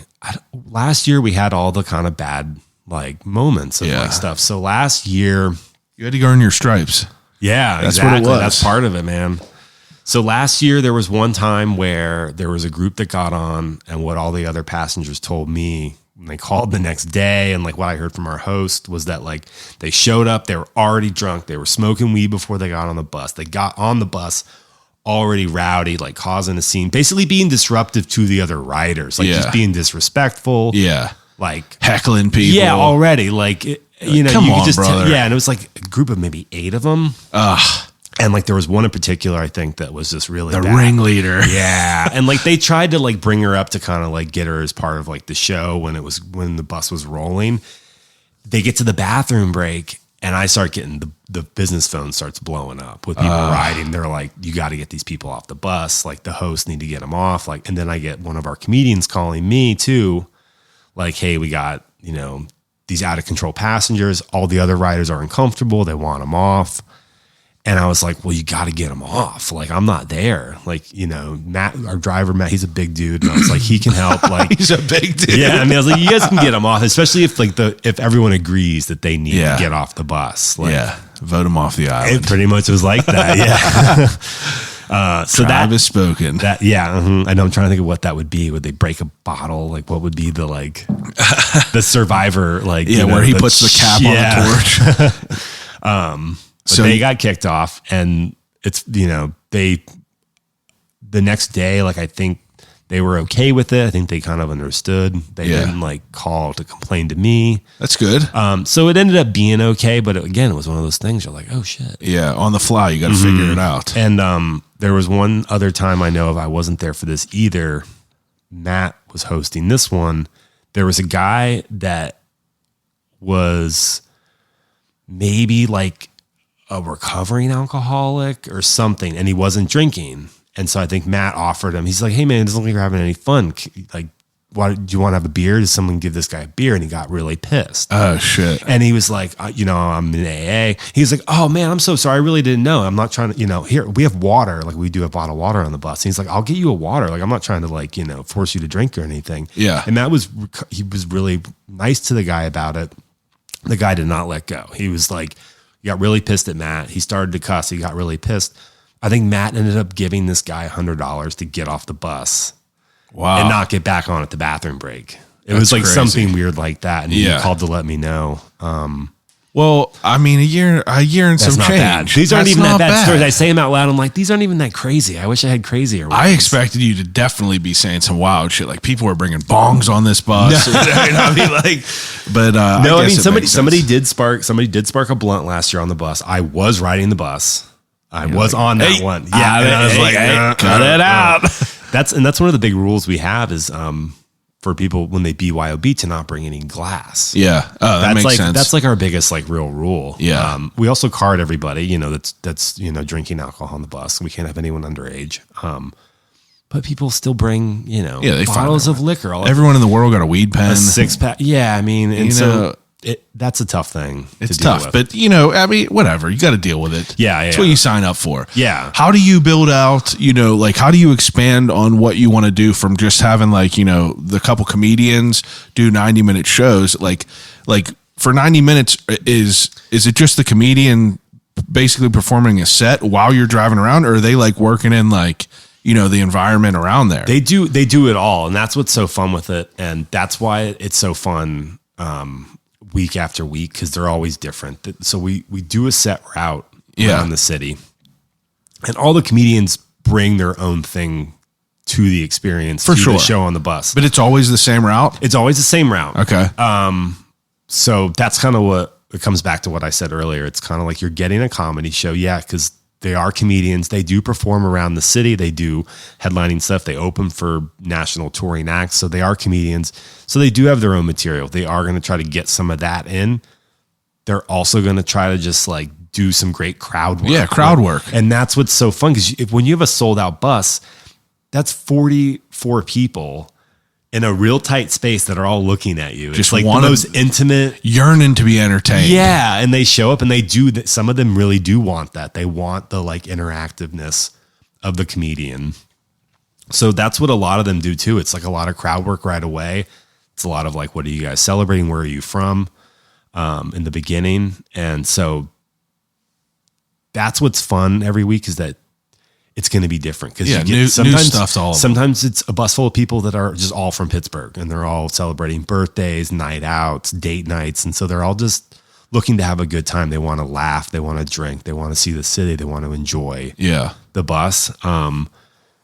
So it is also a sightseeing tour at the same time. So we are going by monuments and famous points of interest around the city and neighborhoods. So we do bring some of that into, but we also try to make it part of the comedy show. You know? It can't just be PNC Park opened in 2001. You gotta give me more than that. Taylor Lautner slid down here in the Abduction movie, if you remember that. Wasn't that good? There's stuff like that. Exactly. And so Matt has some certain bits now where he could work into different areas. Yeah, where there's always certain interactive bits basically that he does. When we cross a certain bridge or something like that. He's one of the better people that I've seen, dude. He's very sharp. He's quick. And he does good at crowd work. So I haven't got to experience it. I went to go buy tickets to the show with John, and they were both sold out. I got a Halloween party on Friday, and then the one on the 28th, I was like, I'll get that one. Sold out. Yeah, I know that. And that's so cool. That's what we've always wanted to do, is do other things that aren't just, comedy related. Yeah. But are you a big comedy fan? I mean, yes and no. Well, where does the idea of like wanting to get comedians rather than like, a tour guide necessarily or something like that? I think that it had to be something different. I think that having the comedian, it made sense for us. That makes sense. Yeah, I can understand that. Because we've always wanted the business and the bus and the experience to just be fun. And I mean, a comedian is going to be fun. They get up there to entertain. They want to make people laugh. Yeah, they're professionals, so they're doing something. So you're hiring them and it's set it and forget it. Yeah, they could do it. If you're writing this shit and you yourself and Kat are like, having to write this script and stuff like that, I feel like it would add a lot more work to it. Oh yeah, yeah, and I did come up with like back to my background of I'm sure you did. I came up with it, but I also don't. Comedy, as I'm sure you know, is one of the toughest things. Like, yeah, for sure. To write, to perform. I mean, to make people laugh, it's not easy. It really isn't. And like, a good comedy movie, a good comedian up on stage, like they work at that. Like, they don't just get up there and they're not just funny. 1,000,000%. They have to like kind of really bomb. They have to not be funny. They have to like let people know that they're not funny. Yeah, it sucks. People need to let them know that. But we always just, it always made sense for us, like to have comedians up there. You got people to bomb up there? No, I mean, sometimes people do say you're not funny, of course, like, but I feel like it would be fun to, go back and forth with people. It adds to it. Yeah. I would want, like I like interaction like that. Me and John just did that show at Bottle Rocket. Yeah. And that, I don't know. I like talking to people, dude. I like talking to crowds. I like talking to it all. Yeah. It's fun to. Did you guys do like a Q&A and stuff with that? Or like, how did that work? Dude, me and him can barely fit all the stuff that we want to talk about into the hour and 40 minutes. Sure. We always run the light. We were supposed to be done at 9:35 and we were not done till like 9:48. So there's not really like a Q&A, but once we're done with it all, I mean, people are always coming up and talking to us for sure. But yeah. It's kind of just like, we get up there and we're like, hey, buckle up, because it's just going to be like, we're going to be smacking you with a bunch of like fucking information. As I'm sure with his tour that he's doing, like you probably got to see just like a little taste of his movie tour, but I don't know, dude, it's wild. He's a wild guy. Yeah, that's what's great with him. I'm so glad he's on board. We got connected with him last October, actually, through an event we did actually with Necromancer Brewing, which I know you've had on. Ben's a cool dude. Super cool.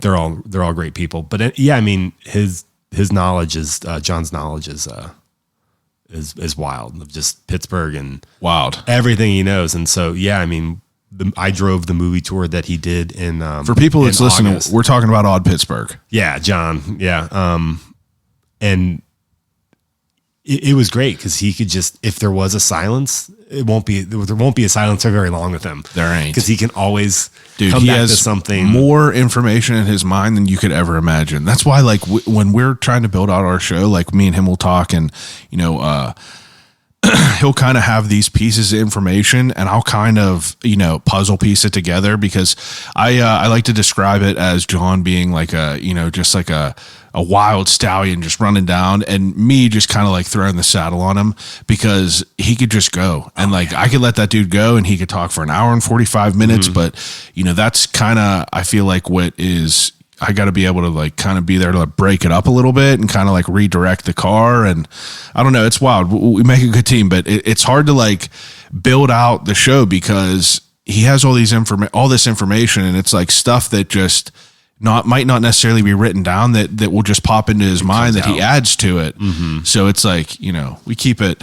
It's hard to fit it all in an hour and 4. That could be a 4-hour show. Oh, easy, for sure. Yeah. Easy. With an intermission. Same thing with him. Like with your tour with him, like I know that he could do that. He could do a double the length tour, but it's definitely difficult. Yeah. What made you want to do 90 minutes? That's just like a good, I think in the research, that's what most people do. Cause also like I've done some that are more than 2 hours long.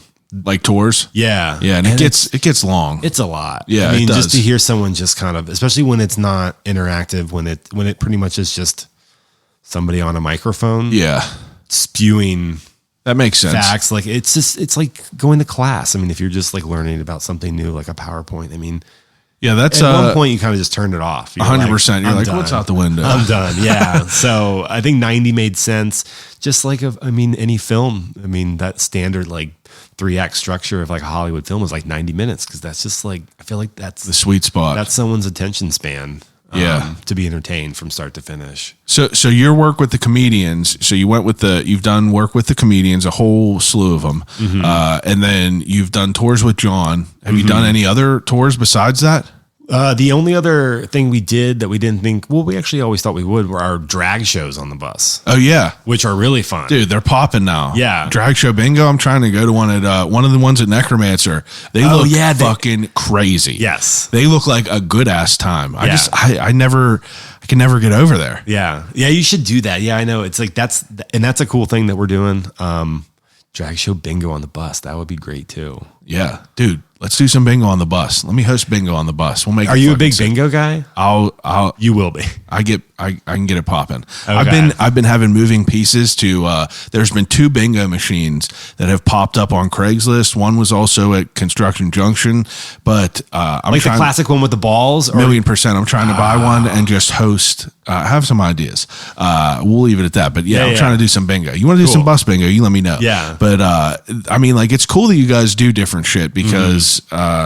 The comedians are great, but I also I want both options. You know what I mean? Like I'd like to learn, more about the city. And I feel like, especially with John, he's not like kind of broadcasting the same like low hanging fruit, ideas that everyone knows about and little facts that everyone knows about Pittsburgh. He's telling you shit that you've never heard of.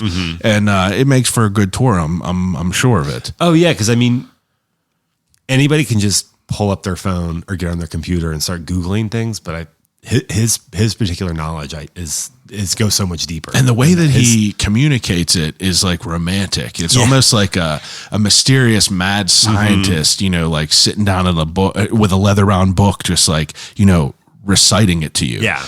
It's cool. It's that's why I love working with the guy. He's great. Yeah. So that's what I told my wife, Kat, after the movie tour.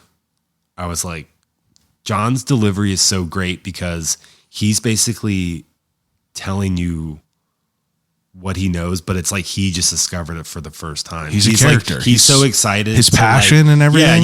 Yeah, he's not telling you something that he's told 100 other people before. He's almost telling you like he just learned it and he's so excited to teach you and learn you something. 1,000,000%. It's like, it's not like, he's not bored with it. Yeah. That's literally what his life is. That's like what is ingrained in his life. Cause we've done 3 shows now and, done multiple podcasts, and just to like be able to like hang out with him, like I'll go to his house, hang out with him. We'll just, chop it up and like try to build stuff out. And it's, dude, he's gifted. He's very gifted with what he does. So it's cool that, both of those are sold out. What are your goals for the bus? Like you plan on getting another bus here? Yeah, so we have a second bus. Oh yeah, it's in the works. Said. We actually got a little smaller bus, which is kind of fun. We're gonna make it look totally different on the inside and out. We really kind of want it to be its own different vibe. Yeah, for sure.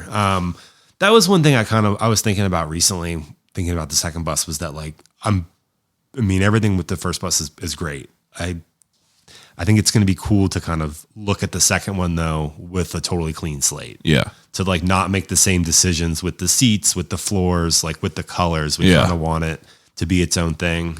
We still want it to be the Burgh Bus. But it's going to be its own thing. Do people like rent out the bus and everything? Yeah. So we do private events. People can do private tours. People could also just use it as a shuttle. Yeah, so that's what I was thinking. We've done weddings. Didn't you go out to Burgettstown before? Yes, we started to do that was in the business planning process way back, years ago. It was like, what else could we do with this bus? Yeah, other revenue streams. What else? Yeah, instead of just these tours. And I always, when we first moved here and went to a freaking concert out there, I was like, this kind of sucks. Like the Burgh Bus that's one thing we could do. We could do, shuttles out there. What shuttle did you take out there? Or what did you do it for? The first one we did, it's funny. So she went out to Celine Dion and that was our test run. So it was literally just her, my mom and my sister, and Matt, our driver, took them in the bus to go to Celine Dion. Just 3 people. Just the 3 of them. So it was our test run because we're like, we need to know how it's going to work because I don't want to get 44 people on this bus. Yeah. And then it not work well. Yeah. So like it was our test run. We figured out where the bus could go. Where You didn't go see Celine Dion with them? No, I had to babysit. I would have gone. Yeah. I mean, it would have been a great show. Honestly, like I know, like I love to go to like in your face metal shows, but like I also tell my wife, I'll go see anything. Oh, hell yeah. Yeah. Yeah. Any concert, especially a big one. Yeah, absolutely. So- My wife for my birthday, you know, I'm not like I don't dislike him, but I wouldn't call myself an Ed Sheeran fan. I like his music. My wife was like, "Got you tickets, let's go." And it was insane show. Dude ripped it apart for like 3 hours. Yeah, I would have totally gone to that. Yeah, I mean, and 100%. it's cool that Celine Dion's good though. So the bus, you know, how did the maiden voyage go? It was great. It was good. All I've heard is bad experiences about getting out there though. You know, was that the experience? For them, it depends on when you leave. And that's the biggest thing is if there's a concert, it's summer. So they're any day of the week, like any concert. Yeah. It's the weekdays that really screw it up for everyone because there's also regular rush hour traffic. Yeah. Like getting out there. So if you don't leave at a good early time, you're going to be like, yeah, screwed. in the a thick of it. deadlock, where you're literally only like a couple miles from the venue. But you ain't moving. There's this car sitting there. Yeah. And also it's like one road in and out. Yeah, I know. Of a 24,000. It's like, come on, figure it out. Got to have some other way to fix that. But to the benefit of it all, people riding out there, you're on the bus. You got shit to, entertain you. Yeah. And it was, and so the first time we did it with the public was to Snoop and to Wiz. Yeah. And so that was a lot of fun. That's the best. Of course, people were like, we're going to see Snoop and Wiz and we can't smoke on this bus. And I'm like, no, there's no exceptions. Yeah. I know what you're saying, but this is still a business. Like That's hilarious. and they were respectful. But that went well also. That's good. We did one out to, I'm trying to remember. So with having only one bus, we're limited of when we can do it. Yeah. Because like our Friday and Saturdays Booked with tours. always are privates and always things. And so like if there was a concert out to Burgettstown, like on a Friday or Saturday, we just couldn't do it. Yeah. So like that's why the Snoop worked. It was on like a Tuesday. Oh, We didn't yeah. have anything going on. It worked out really well. That's where the second bus will hopefully come into play for next summer. We'll probably do a shuttle out to every single concert. Every big one. Yeah. Every single big, yeah, exactly. Yeah. Anyone that's sold out. So that's one reason I think the second bus will be That's great. a good idea. Mm-hmm. That's a really good idea. Because once we posted it that we were doing the Snoop Dogg one, there was ticketed and we priced it. It was like $30 a person. It Yeah, was, to there and back, you cannot beat it. No. If you get a fucking Uber that long, you're spending, I think my buddy lives in Clareton and I always see him posting just like from with the ticket, like the to price. Pittsburgh, just to Pittsburgh. I think it was like $86 and it was for, it might've been for a Steelers game or something, Crazy. like in the thick of it. Or no, it was during one of the big concerts maybe, but it's like $80 from Clareton to the city and you're paying $30 to get there and back. It's a steal. Yeah. So that was, And you could drink on there, have some good time. There. Yeah, Come exactly. on. And people were doing karaoke. Yeah. So like, You it's a can't lot of beat fun. that. Yeah. It's deciding on when, like what time we're going to leave. That's been like the biggest issue. Cause Yeah. like you ideally we want to get there early. Yeah. To not deal with traffic. You're like, I'm not trying to leave at noon. No, yeah, exactly. It's like I'm not going to start, pre-gaming that early for a show that's at Dealing with 9. hammered people and Yeah. you're like, I can't have a sip. I'm driving everywhere. No.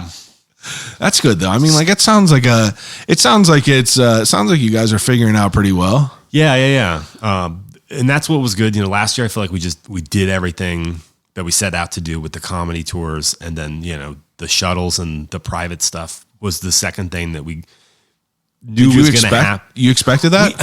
I didn't expect us to do like weddings like that early. Like we did a couple wedding shuttles last summer. Like, Yeah, that's cool. We were only a couple months old. I never even thought about that really, Yeah. but that's a good idea. We had it. That's how we got from our venue to the house that we rented was an old bus. Yeah. And it would have been way cooler if it was, had karaoke on there. Yeah. And it looked cooler. And yeah. And so I think the people that want to do it for something like that, for like a wedding, it's they're Pittsburgh fans. They like the idea of getting like pictures on the bus too. Do you guys do like you go to Steelers games and stuff? So this year's the first time we did tailgates with the bus. Again, the city. So all those lots around, there are only like two lots that will allow buses and tailgating like anywhere near the stadium. Like, so all those, The four around like station square. You can't get into the bus. Nothing. They will know, like no tailgating. We have a really good relationship with Pittsburgh Brewing Company. Yeah. And like, they have a tailgate that they always would do right up there. And I even was like, hey, like, how can we get the bus up there? Like you guys are like buddies with like the parking people, and they even reached out to them. And I mean, there's nothing anybody can do. Like there's no oversized vehicles. So like, anyway, we found 2 lots. They're like north kind of the casino. So they're not like in the center of the action. Like a lot of people aren't going to be walking by. So we did tailgates and it was fun, but it would be cooler to be up in like the thick of for sure all the action. But we would like to do some sort of shuttles. I don't know what that would look like now. I don't know how, because people have asked us that, and I don't know what that would be. Yeah. Well, it seems to be better applicated somewhere else. Yeah. I think there could be a use for it somewhere. I think that's one of those things we'll figure out. Cause I mean, it would be great to drop people off. Like, I mean, close to the stadium. You guys are still pretty new. Yeah. It seems to be, but it seems to be ripping. Yeah. I mean, we're having a great time and people love it. And we have repeat customers. You have any interest in hosting yourself? No. No, you couldn't do that? No. Oh, that would be fun, wouldn't it? No. No, I even get like shy when like, if I'm driving and like, somebody will like bring me into the show. Yeah. Like, you know what I mean? Like, oh, there's the owner up there. Yeah. Or You're like, shut up. Yeah, stop. You're going to get fired. Yeah. Now, do you have anxiety about driving through the city in a bus ever? Oh, man. It's funny. I feel I love it after I do it. Yeah. When I'm like, we did it. Like I drove downtown, I got people on, we did the tour. I drive the bus to the garage and like back it in and park it. And I'm like, I did it. Yeah. Like, you know what I mean? Like it's like it's a weird rewarding thing.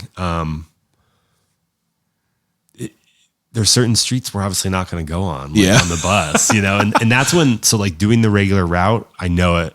I can close my eyes and do it. Yeah. And I know the bus is going to make all the turns. Like I know that's what I'm thinking of is like turns and shit like that. People parked on the corner with the flashers on. Oh no. Like you're throwing a wrench and everything, brother. No. Yeah. So there was like, it's part of the route is it ends, we come down into Lawrenceville.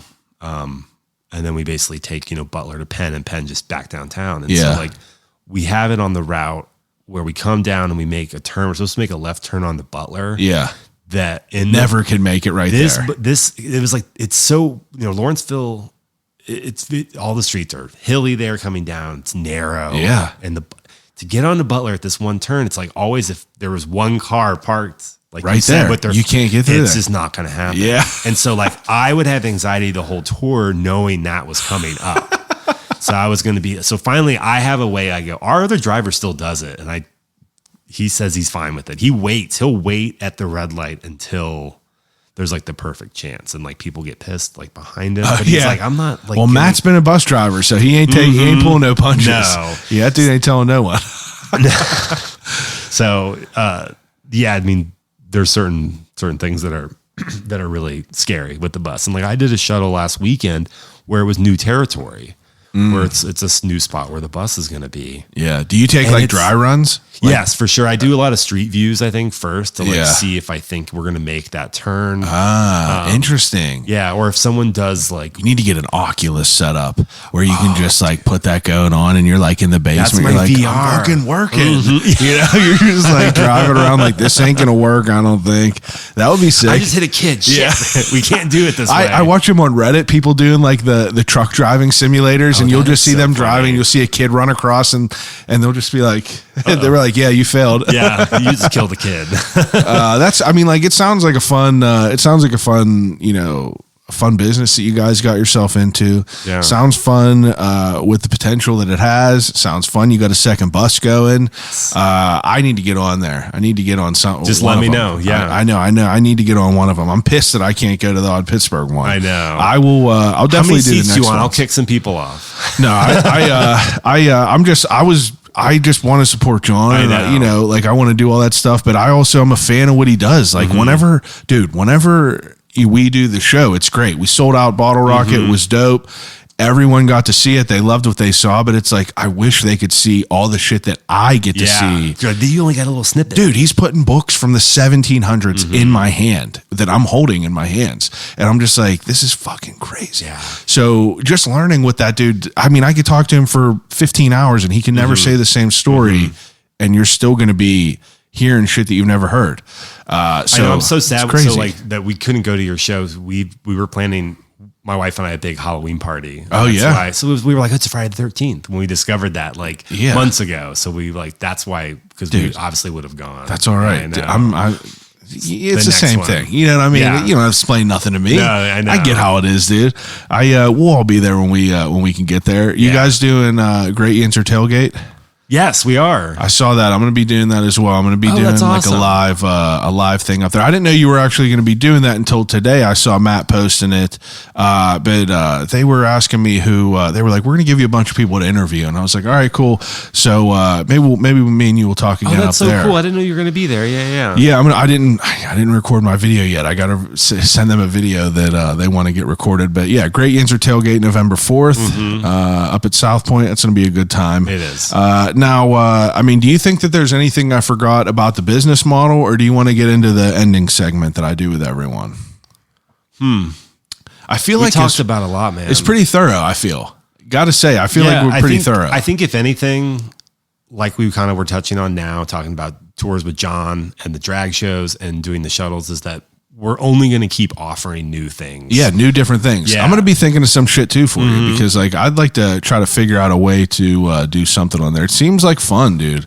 Yeah. Seems like a fun environment. Everything that you post seems, I mean, like, what more could you want, right? Yeah, it's funny. Like this year, that was one thing we like to post a lot of now is we get people to like dance for like a free koozie or shirt on the street. I mean, it's the best. And that isn't going to always happen. Yeah. But sometimes when it does, it's like a hilarious, it's That's it's the perfect. best. It's worth it. And so like that, like those are really fun to post anyway. You got a good handful of people that bring that out of it. Like Matt is you ever watch any of his old Man on the Street videos? Like hilarious. Oh yeah. Okay. So let's move on to the ending segment. The ending segment that I do with everyone is an ending segment called Desert Island Questions.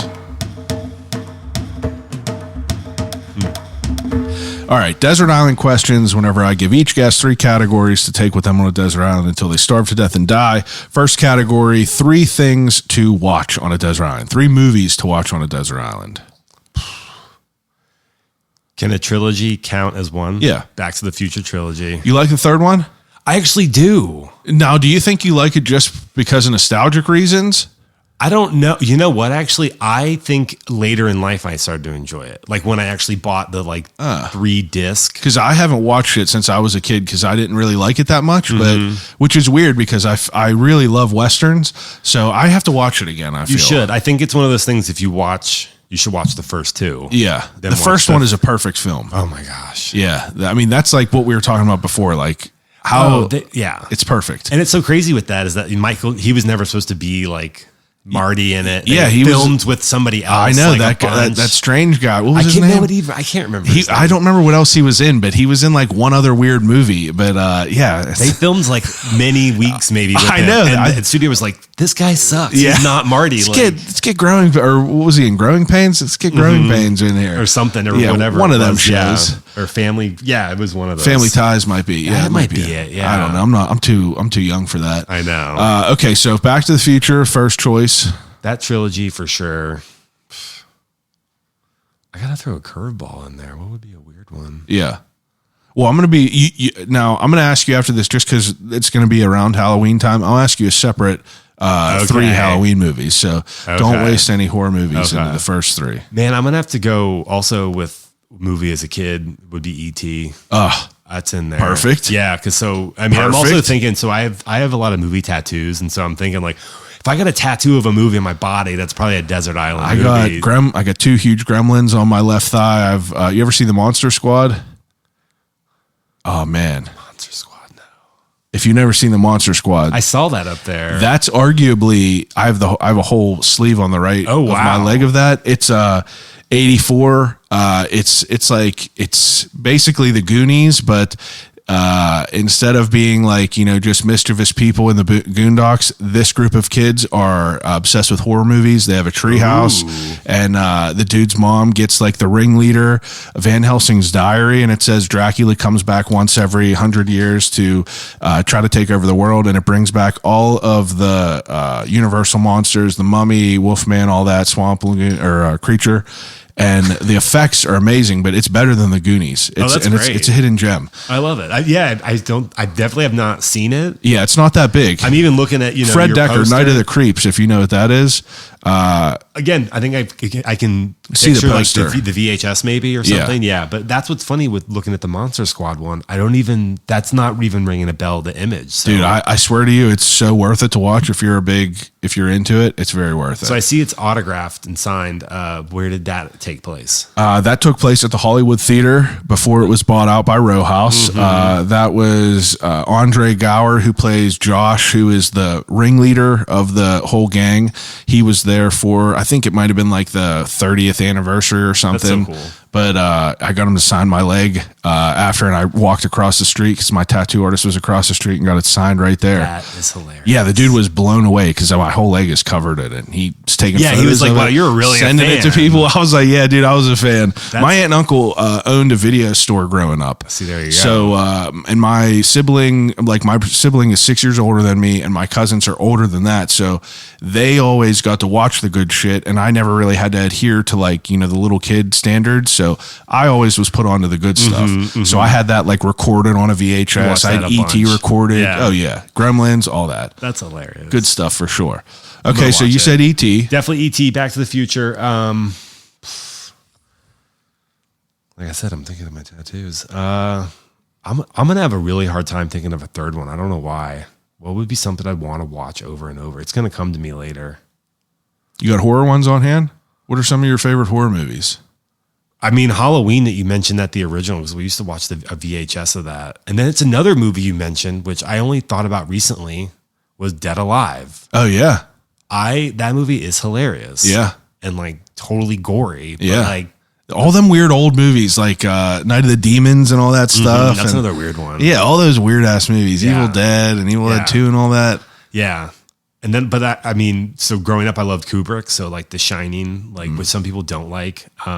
It's one of those movies I watched a bunch for some reason. Like, Yeah. and so I enjoy it. I didn't watch that until like in my adults. I was watching Clockwork Orange whenever I was like 14 or 15, like a fucking nut. Well, yeah. I dressed up as that as Halloween one year in Wow. high school. Yeah, as like one of the droogs, like in the white the bowler cap. Yeah, or so whatever. you were fully in it. You were probably watching like Gummo and Kids. Gummo and Kids, yeah. Gummo just had its 23rd anniversary, I think. That's I sent it to my buddy who watched it. And he was like, I wish I would have never made it.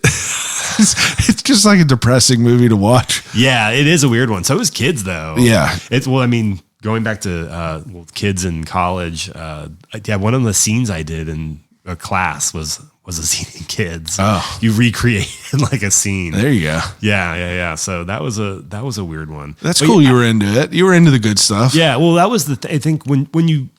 Desert Island films. I'm picking Back to the Future and E.T. Like, E.T. is one of the most wholesome, like, family movies. Yeah, that's like something that you could always put on over and over and it'll never get old. And then you watch that, but then when you grow up, you're kind of like, well, what else is out there? Yeah. And then you see something weird. Like, I remember the first time I rented Clockwork Orange was at Blockbuster, and I brought it, my mom was in the car. I went in. That was what I brought out. She said, "What'd you get?" And I told her, and she was like mortified. Yeah, she was like, "You can't watch that. You're 13, like you said, something young." And I was like, "Why not? Like, it's a famous movie. Like, it's won awards. Like." She was like, "Well, I'm definitely not watching it with you. It's one of those things." I ain't condoning that. Yeah, and so I still got to watch it, but that was definitely seeing that. I'm glad that my parents were never really like, I never really was really sheltered like that. Mm-hmm. It's like I turned out all right, what I mean? It's like I know other people that were like sheltered, always had to like, couldn't do anything and everything. And now they're fucking nuts. They're the ones. Yeah, they're crazy right now. Mm-hmm. There's like my sister had friends, like the girl that was sheltered, that was in the real religious household. Like, wouldn't let them do shit. And then she probably went to college and like got pregnant right away. Dude, crazy. Like, snorting coke. Let her enjoy a little bit. Mm-hmm. You know what I mean? Just Yeah, we were fortunate in that way, I guess. Yeah. Okay. Now, second category, 3 books. You said you became a reader yeah, for later. sure. I would actually probably pick Stephen King's It, just because it's a big one. Yeah. You could, Yeah, what's it like, 750 or something it's a around lot. there? I Yeah. read up to like 250 pages a couple years ago, and I had to put it down. It was like whenever I didn't read, I have since been on a tear. I've been reading a good bit. I just finished Misery. It was the first time I read it. Oh, did you really? Yeah, because I don't think I've ever actually. I think I listened to that on. That was one of the ones I listened to on tape. Dude, it was amazing. Yeah. I mean, I watched the movie after too. Movie's great, but the book is amazing. Good Yeah. stuff. A lot of his are like that. Like, I'm going to read more people know the. I just bought that Shining. Is that like an original? Yeah. Is it really? Yeah, I bought one of them off eBay. It wasn't expensive as you would have thought. It was like $30 Yeah, maybe, that's not but bad. I'm going to read that next. You prefer reading hard copies? No, actually, I just bought a Kindle on Prime days because like I was getting, dude, I never read, and people were probably like, you fucking talk about it every weekend. I have never read, but I have since just been fucking on a tear. And you said you're 33? 33, yeah. Yeah, I started reading like in the beginning of June. Like before that, I probably read like 5 books in my life, but I'm on like 15 now. Isn't that great? Yeah. I mean, that was like me, like, I don't know what year it was, but yeah, there was I didn't even read any of the books in high school. Somehow wrote papers on them. Yeah. But there was a point when I picked up a book at one point. Yeah. In like probably my early 30s. And it was, then like, dude, what's next? Like, sparked it. Yeah. I haven't ever since The Business and the Kid. I'm sure the reading's gone down, but like we still have a bunch of books I want to read. So you said It. It's a good one. I would actually pick a Frederick Bachman book, who did like A Man Called Rage, Ove. and he did like the Lawnmower Man or the. Oh no, this is somebody else. This is the dude. You're not talking about the Bachman books, the Richard Bachman books. No, he's Frederick. Oh, Frederick. Okay, Yeah, yeah, he's I think Swedish. He's the one that did the movie that was filmed here recently with Tom Hanks. Man Called Otto. Yeah, but so his book was Man Called Ove. There's no horror elements at all. It's a very like they're just well-rounded, like good stories. They tug at your heartstrings kind of stuff. They're fun. They're funny. They're really well written. Okay. I would probably pick one of his. That's actually one of the most recent books I read was one of his new ones. Yeah. What would be a third one? I see that Troop over there. I actually did read that. You read The Troop? I did, and then I also read the other one he did. The Deep? The Deep.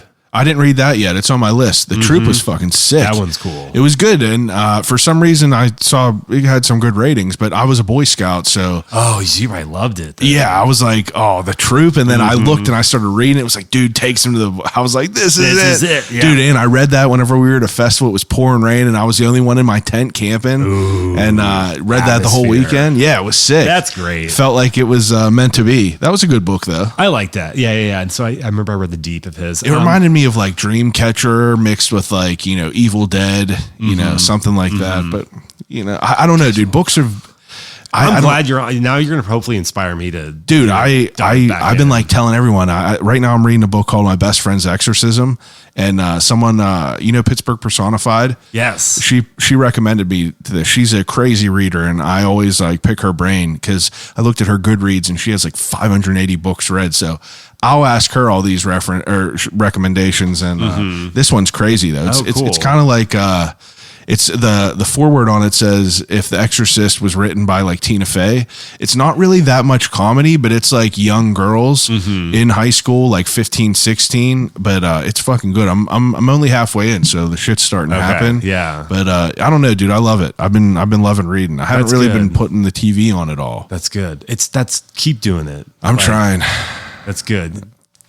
Well, take that, wave and just keep riding. Yeah, I'm just riding that wave while we can. Now let's move on to the third category. We'll skip past books. What about 3 CDs? If you only got to take 3 CDs to spin over and over again.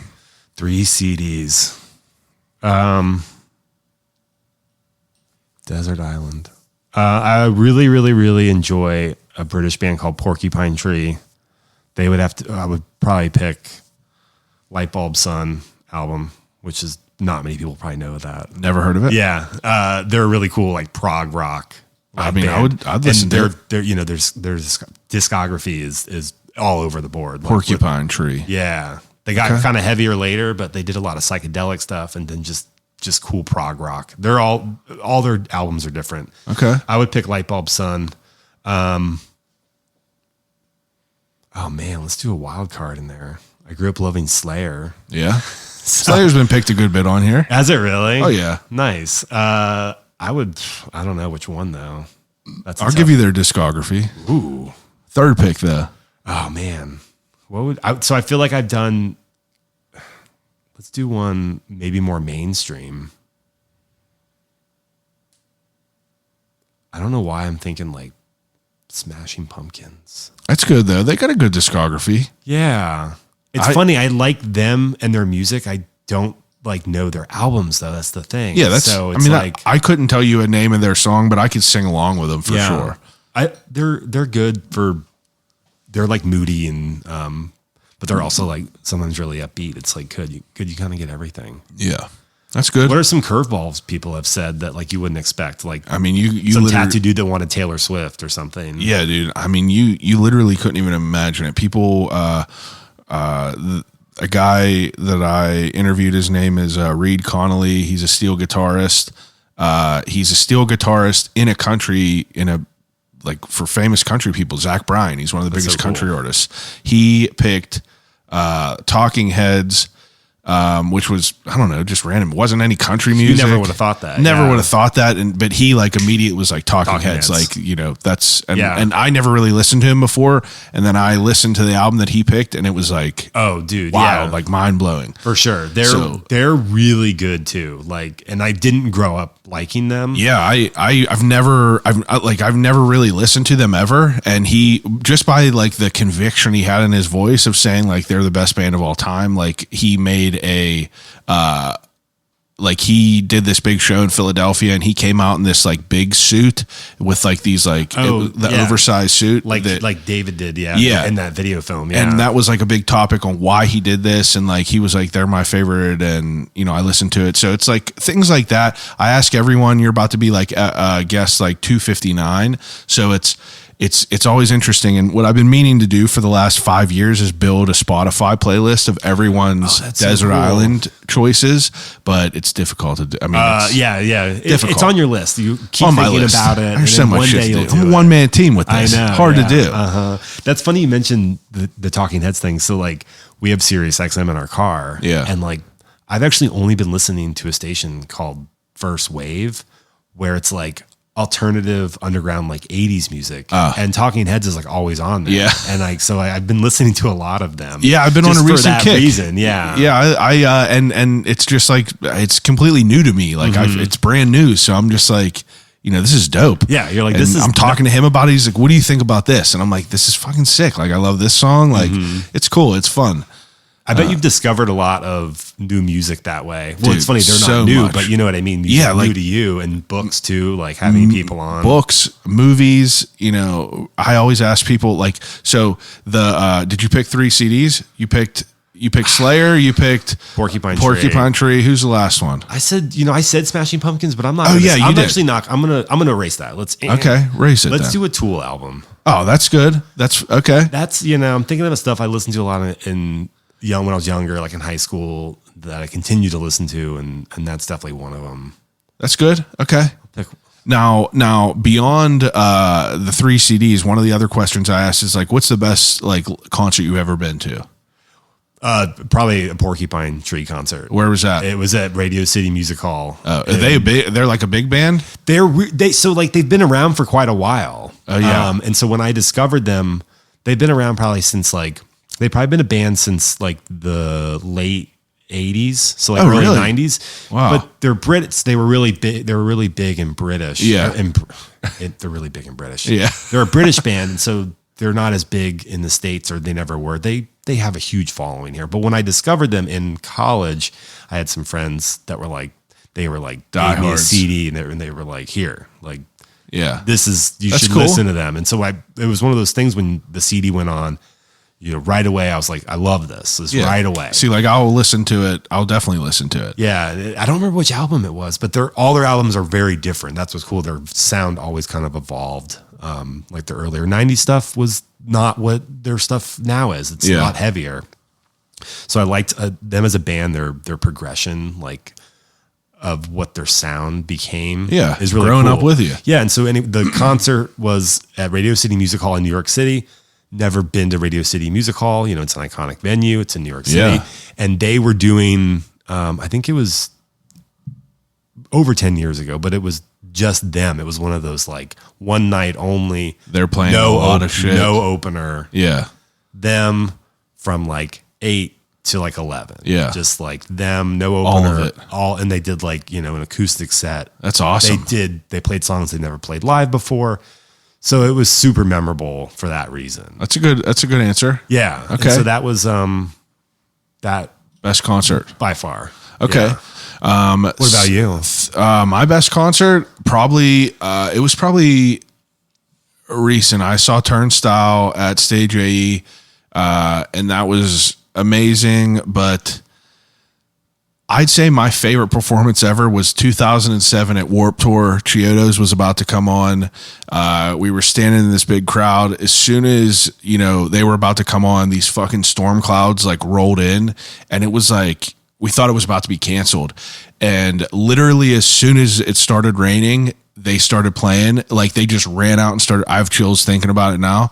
And it was just like, it was like a moment that I'll never forget in my life. You know, you're just standing with your friends at Warped Tour, and it's like these clouds The and weather like became a part of it. I swear to God, dude, Yeah. it was, I have chills all up and down my body. It was like you saw it rolling in, and then like they're still probably like my top 3 CDs is one of them. All's Well That Ends Well. Once they just started playing it, it's like the rain starts happening. You just have like all these people running around, fucking Just going going nuts. nuts. Yeah. You can't beat it. I've heard similar stories like that where Wild, dude. they're outdoor concerts, and there's something about the clouds rolling in right before your favorite band comes on, or It was starts weird. raining, and then it's like synced together. It and was people weird. have this connection. Very weird. Very, very so weird. I totally get that. I've never like, you know, I don't have a story like that, but That's I all have right. heard that. That's So all right. That's I good. love that, like that you have that, because It's cool because I had like a handful of my buddies there too, and it's like a memory that we share together where it's not like just something in my mind that I conjured up that I'm not crazy, right? Yeah, I'm not crazy. It was like there was a moment, but that was probably it though. I think those two were probably the most memorable for me. So where was the Warped Tour? Was it here somewhere? That was at Burgettstown. Oh, duh. Yeah, right out there. Yeah, it's Warped Tour was a time here. Did you go to Warped Tour? I never did. My sister always went. Yeah. She was into that. You were more underground. No, I mean, I went to Ozfest. Oh yeah, That I guess was my- you're 3 years older, so it's like that was my first big. See, I never got to go to Ozfest. That's like one thing that I wish I would have got to go to. Yeah, I went. So growing up, there was a neighbor. He was older though. He was just older. He was married with a kid, and he moved in next door to us. Yeah. And he was into all the same music I was. Yeah. When I was in high school. And he was a really cool dude. He was like in IT, no tattoos, like didn't look the part Yeah. of a dude that would listen to Slayer, Suicidal Tendencies. Yeah. But that's where he like loved it. So we connected that way. That's cool. And we went, him and my stepdad, we all went to Ozfest one year in Tampa. That's awesome. And it was a year when like the lineup, like it's unreal, like who was there like at that point. Cause it was like Slipknot, Black Sabbath, Marilyn Manson. Yeah, like- also like Disturbed. Like, Yeah. It was like lots of really big bands of that time. Yeah, I've never got to see Slipknot live, and it's like one thing that I've always wanted to. Slipknot, System of a Down. I would love to see System of a Down. Dude, they don't fucking come over Did you here. see that there's that big festival? There was. Sick New World. And, Yeah, and but it's sold like- out right away. It's one day. That's what I'm saying. It's like I just can't. I can't go out It's to too day. much. Yeah. It's too much just for that. That's a whole 4-day trip That's to do all that commitment. shit. Yeah, I can't But, just fly there for man, a day. can you imagine seeing System of a Down? It would be fucking insane. Yeah. That would be. That's like a bucket list one, which I never think about. But then if I'm in a conversation like this, it's Yeah. like, that's like a bucket list band, like to see live. Because That like would be fun. they popped up on my Spotify the other day, and it's like that was like football music. I played football forever, so it was like football music for me. So it always was like the music that was firing me up. So it's like pump up. Yeah. yeah, but it came on, and I'm like, man, like I never got to see them play live, and it would be an insane show. Like it would definitely be wild. Because the crowd would all feel the same way. They would all be there, like passionate to see them This live. is a treat. I feel like you wouldn't have like people that being dickheads. Yeah, and I feel like everybody would when they're like jump, everybody would jump. 1,000,000%. Like, I'm jumping. You know like, who else you're is not like gonna that? Be people like whenever I saw Kill Switch, whenever Howie was in it, it was like, the same type of vibe. It's like everyone's there to see it. So they're all like, it's like a cult down. Yeah. He's like jumping. Everyone's fucking like, spread this open and a wall of death. Man, can't beat a show. No. Back then, it gives me like, I'm like sad almost because it's like, it's changed a little bit. It's changed a lot. And I swear a lot of people like go and like half of them don't really want to be there or they don't want to cheer or something. I don't want to go up in crowds anymore. I chill in the back now. You know what I mean? I ain't pushing no one around now. If you can buy like a balcony seat, if you can buy a seat, dude, yeah. I would love. That's what my wife said. I'm going to see this artist in Morgantown in December, and there was floor standing. I bought the seat immediately. Balcony. Yeah, get the fuck out of here. I want to sit down. $10 more. I don't give a shit. Easy. Okay. Third to last category is the death row meal. So, nice. Death row meal. Before you get put to death, you get an appetizer, a main course, and a dessert. What is it? Oh, man, an appetizer. It would have to be the best, like, French fries. Okay, yeah. I don't know why. I love a French fry. So then the main course would have to be the best, juiciest burger cheeseburger. Like, you need cheese on it. Okay. What about a dessert? Dessert, dude? Like birthday cake. Oh, yeah? That's easy. Birthday cake? Yeah. There you go. Simple man. I want a whole birthday cake. Yeah, you're a simple man. Yeah, I know. I feel like, people could say, oh, steak and lobster, surf and turf. The biggest answer on here is a steak and a baked potato, but that's never my answer. No. So what's yours? I'm a burger guy. I've talked about it, burgers, but I could also get crazy and, get some wild ass shit. But if I go places, eat one more thing, if I go places, I go and I get a burger. What kind of burgers do you like around here? Who got a good burger to you? Oh, dude, Moonlit's good. Yeah. I do think they're really good. I've, to be fair, I've talked about it on here before. I've only had not the best experiences, but to be fair, it's only been takeout. I've never sat in there and ate. You want to know something funny about that? Yeah. We ate at the one in Dormont one time, and it was our first time going. You guys are awesome. I'm not trying to say anything. I was underwhelmed. Yeah. I really was. And we wanted to. Well, everyone blows it up, dude. Yeah, we want, because it was expectations. I've never heard anything more about a burger place than this. For just being what they do. It's just burgers and fries. And so we were like, I was like, it's good. And like, she was like, it's not that good. Like, whatever. Then it's weird. I ordered it at the bus garage. There's one in Uptown, and our bus garage is pretty close there. I got it to go on, Uber Eats or whatever. And the to go was actually really good. Really? So that's funny that you had the opposite. I've only given it 2 shots, you know. So I mean, like I can't like badmouth them, but people usually bring up their name. But they bring it up a lot. Yeah, they bring up their name all the time. Moonlit is always brought up a lot. But it's good, and that's my kind of burger. Is I want a simple burger. I just want the patties, the cheese, maybe just some griddled onions, and like a sauce. I mean, have you been to Cinderlands? Dude, yes, I was going to say, their freaking smash burger is really good. Out of this world. It is actually, and as you're sitting here, you were asking me, I was like, there's one I can't think of. And it's Cinderlands. Cinderlands is definitely something to write home about. The only other person that had a burger that is up to my par with Cinderlands was Oak Hill Post. They have since cut the smash burger for a time being. They have a regular burger now, but it's not necessarily a smash burger.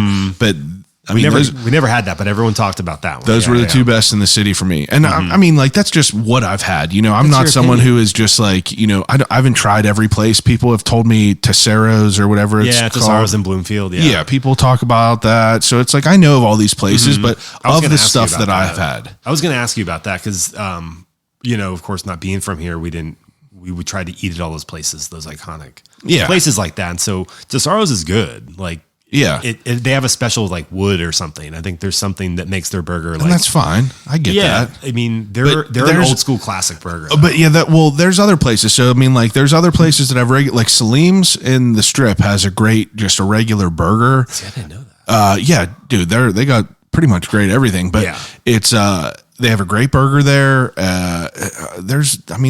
Street's got a good burger. Street's on Carson. Yeah, we've only eaten there one time. I didn't get their burger though. Yeah, they got a good burger, and that's like, and it's hard. Well, they might not have it anymore. They just redid their menu, but they had a good burger that was like slept on because they had such great other food. People would always go towards that. They're not like, I'm not going to get a burger here. Yeah, because yeah. you have so many other interesting things. Exactly. Yeah. But yeah, I love a burger and fries. Well, that's every time we go out. Like, I want to get a burger at a new restaurant. My Yeah. wife's like, you always get a burger. Like, Dude, I'll eat anything. I'm the same way. I'm a burger and a buffalo chicken type of guy. Nice. Like I get buffalo chicken places, I get chicken strips, but I'll also get oysters and shit. Like, yeah, exactly. Whatever. I Yeah. like it. I'm not picky, but sometimes you just like, if you're going out and Old spending Faithful. the money, dude, just give me a burger and fries. Like, All right, yeah. that's good. That's good stuff. yeah. What's your pizza of preference? Ooh, I'm not gonna. Should I say it? Yeah, it's a hot topic. I bet it is. That's one funny thing. Not being from Pittsburgh, coming in here and like the pizza wars. I've just gotten a Twitter battle. Not really a Twitter battle, but I've saw someone. Everyone voices their opinions for Fiore's and Minios. You know? So we're Minios, and that's for a few reasons. You're a Minios person? I am. Okay. And there's a few reasons for that. And I'll go into it more. So we lived in Squirrel Hill. So that was our, like, anytime it was a Sunday, 1:00 Steelers game, we're walking to Minios. We're getting there at like 11:30. We're watching for a kid, obviously. We're sitting there. We're watching the freaking game. We're drinking cold beers and we're eating Minios pizza. And it was awesome. Loved it. I also will say, I only think Minios is the best is if I get 2 ingredients on it. What? I think pepperoni and black olives on their pizza is phenomenal. Yeah, I get that. I have had their pizza with all their weight combinations and it's good. I don't think it's as good. So like, I'm weird with like Minios, like thinking that combo on Minios is like out of this world good. And it's like, I'm a fair person. If I could say it myself, I truthfully say I'm a fair person. I think that Fiore's and Minios are the most overrated pizzas in the city. And they're always the consensus that those are the two names. They're always up there. Yeah. Those are the two names. It's either Fiore's or Minios. There is a list of 50 other places. Many. This fucking pizza place right down here that's in a bike shop on the bike path that no one knows about called Nobby's has a pizza I would get 15 times over a Minios pizza. But no one's ever going to put them on a list. It just makes me mad that everyone is like, dude, Minios and Fiore's These is are the the only best. two. It's Yeah, like, totally. And someone had the best way. The brewer from Hitchhiker, he had the best way to describe it. He was like, it never at any time was this bad pizza. At one time it was great, but it has been great in that time frame. There has been many other that have came. Yeah. It just hasn't evolved. It's a soggy ass bar. It's a soggy ass football pizza. That's it. Yeah. That's fine. But is it the best? Give fucking credit to other people that have a better pizza. Yeah. That's it. You do something really well and you have for decades. And I ain't even shitting on these people. Like, I'm not shitting on Moonlit or Minios or Fiore's. No. It's just like, if it's talked up that much, I want it to live up to what it is. Oh, yeah. Because, I mean, we would take people were like, this is our favorite pizza. It's iconic in the city. It's iconic. And like half the people, like, they're like, okay. Yeah, it's whatever. They're It's like, pizza just like ours. Like, it's not that great. Like, and it's also a fork and knife. I feel like that's another thing. That's like, what I mean. Most people like sliding off and everything. A lot of cheese, dude. Yeah, I don't need that. You know what I mean? Like, I'm also a preference of a New York slice. Like, I like a New York slice, but it's like, but the pizza topic is a big. It's a hot one. I know that's what we love, and so I know I that's funny you say that because I almost wish I didn't have that answer of it being Minios because it's like people just don't even think outside that box sometimes. But that's all right. Yours. Yeah. And so if we didn't have that as like our little spot we would walk to, maybe we wouldn't have that answer. But what about a weird one that I started to really like, which is also very heavily debated as even being like real pizza. Betos. Police Station. Oh, Police Station in Ambridge. I've never had that. So it's the same thing. It's like the square where they go by like the cut. It's the same thing as Betos. Yeah. So it's like they put it in and like the sauce is like boiling. And they just put cold cheese and cold toppings. I've heard of Police. It's Police Station. Yeah. So it's funny. I think it actually is called, I think their official business name is not that, but that's just whatever. So it's like, that's part of the reason, like, so we live over in that, like, we're like close to that. Yeah. And so like, we're like, we need to try it. Like everyone loves it. And so again, it's an acquired taste. Well, I didn't know that it was cold cheese. So one thing someone told us was get extra cheese. Okay. Okay. So you get your cuts and the cheese on it's like kind of melted. You know what I mean? Because it's hot. So like it's melted a little bit, but you get a bag of freshly shredded cheese and then put on top. Yeah. And it's totally weird because you're getting like the crunchy. It's the adult bottom. Lunchable. And it kind of tastes like that. That's what it is. A bit. I like it, but like, I did it whenever I met with my designer to design my shirt logo. We met there at Beato's and had a cold slice, and I have it like once every 6 months, and it's like I don't hate it, but it's like, do I want it every day? No. But if I'm like throwing a pizza party, that's not the pizza I'm probably gonna exactly. Take. You know what I mean? That's not what people want to eat, I think, unless they really grew up. It's like a novelty. You go there, and if you go there just for a slice, if you're in the area, that's fine. Well, that's good. Yeah, and I like the police station, the vibe when you order, and then when you go pick it up, there's something about. And what someone told me, it's like controlled chaos in there. Yeah. And it's a funny sight to see. And that's part of the experience. I think that's part of the experience with any of these places. They have nostalgia 1,000,000% for like going to Minio's with their parents. And so like, absolutely, they know that it's not the best pizza in the world. Yeah. But it's like nostalgia plays into it, memories, everything. I love it. Yeah. That's good stuff. Yeah. Okay. Second to last question. If you're getting ready to go on a road trip, you go into a gas station to get a snack. What is it? Ooh, probably a bag of chips and candy. What kind though? You know what? How about mixed berry Skittles? Mixed berry Skittles? Yeah, dude. They're like in the purple bag. I know what they are, but I just didn't expect it. Yeah, isn't that a weird one? That's been, I don't know why, every time more recently, Skittles. past couple of years. Okay. What about some chips?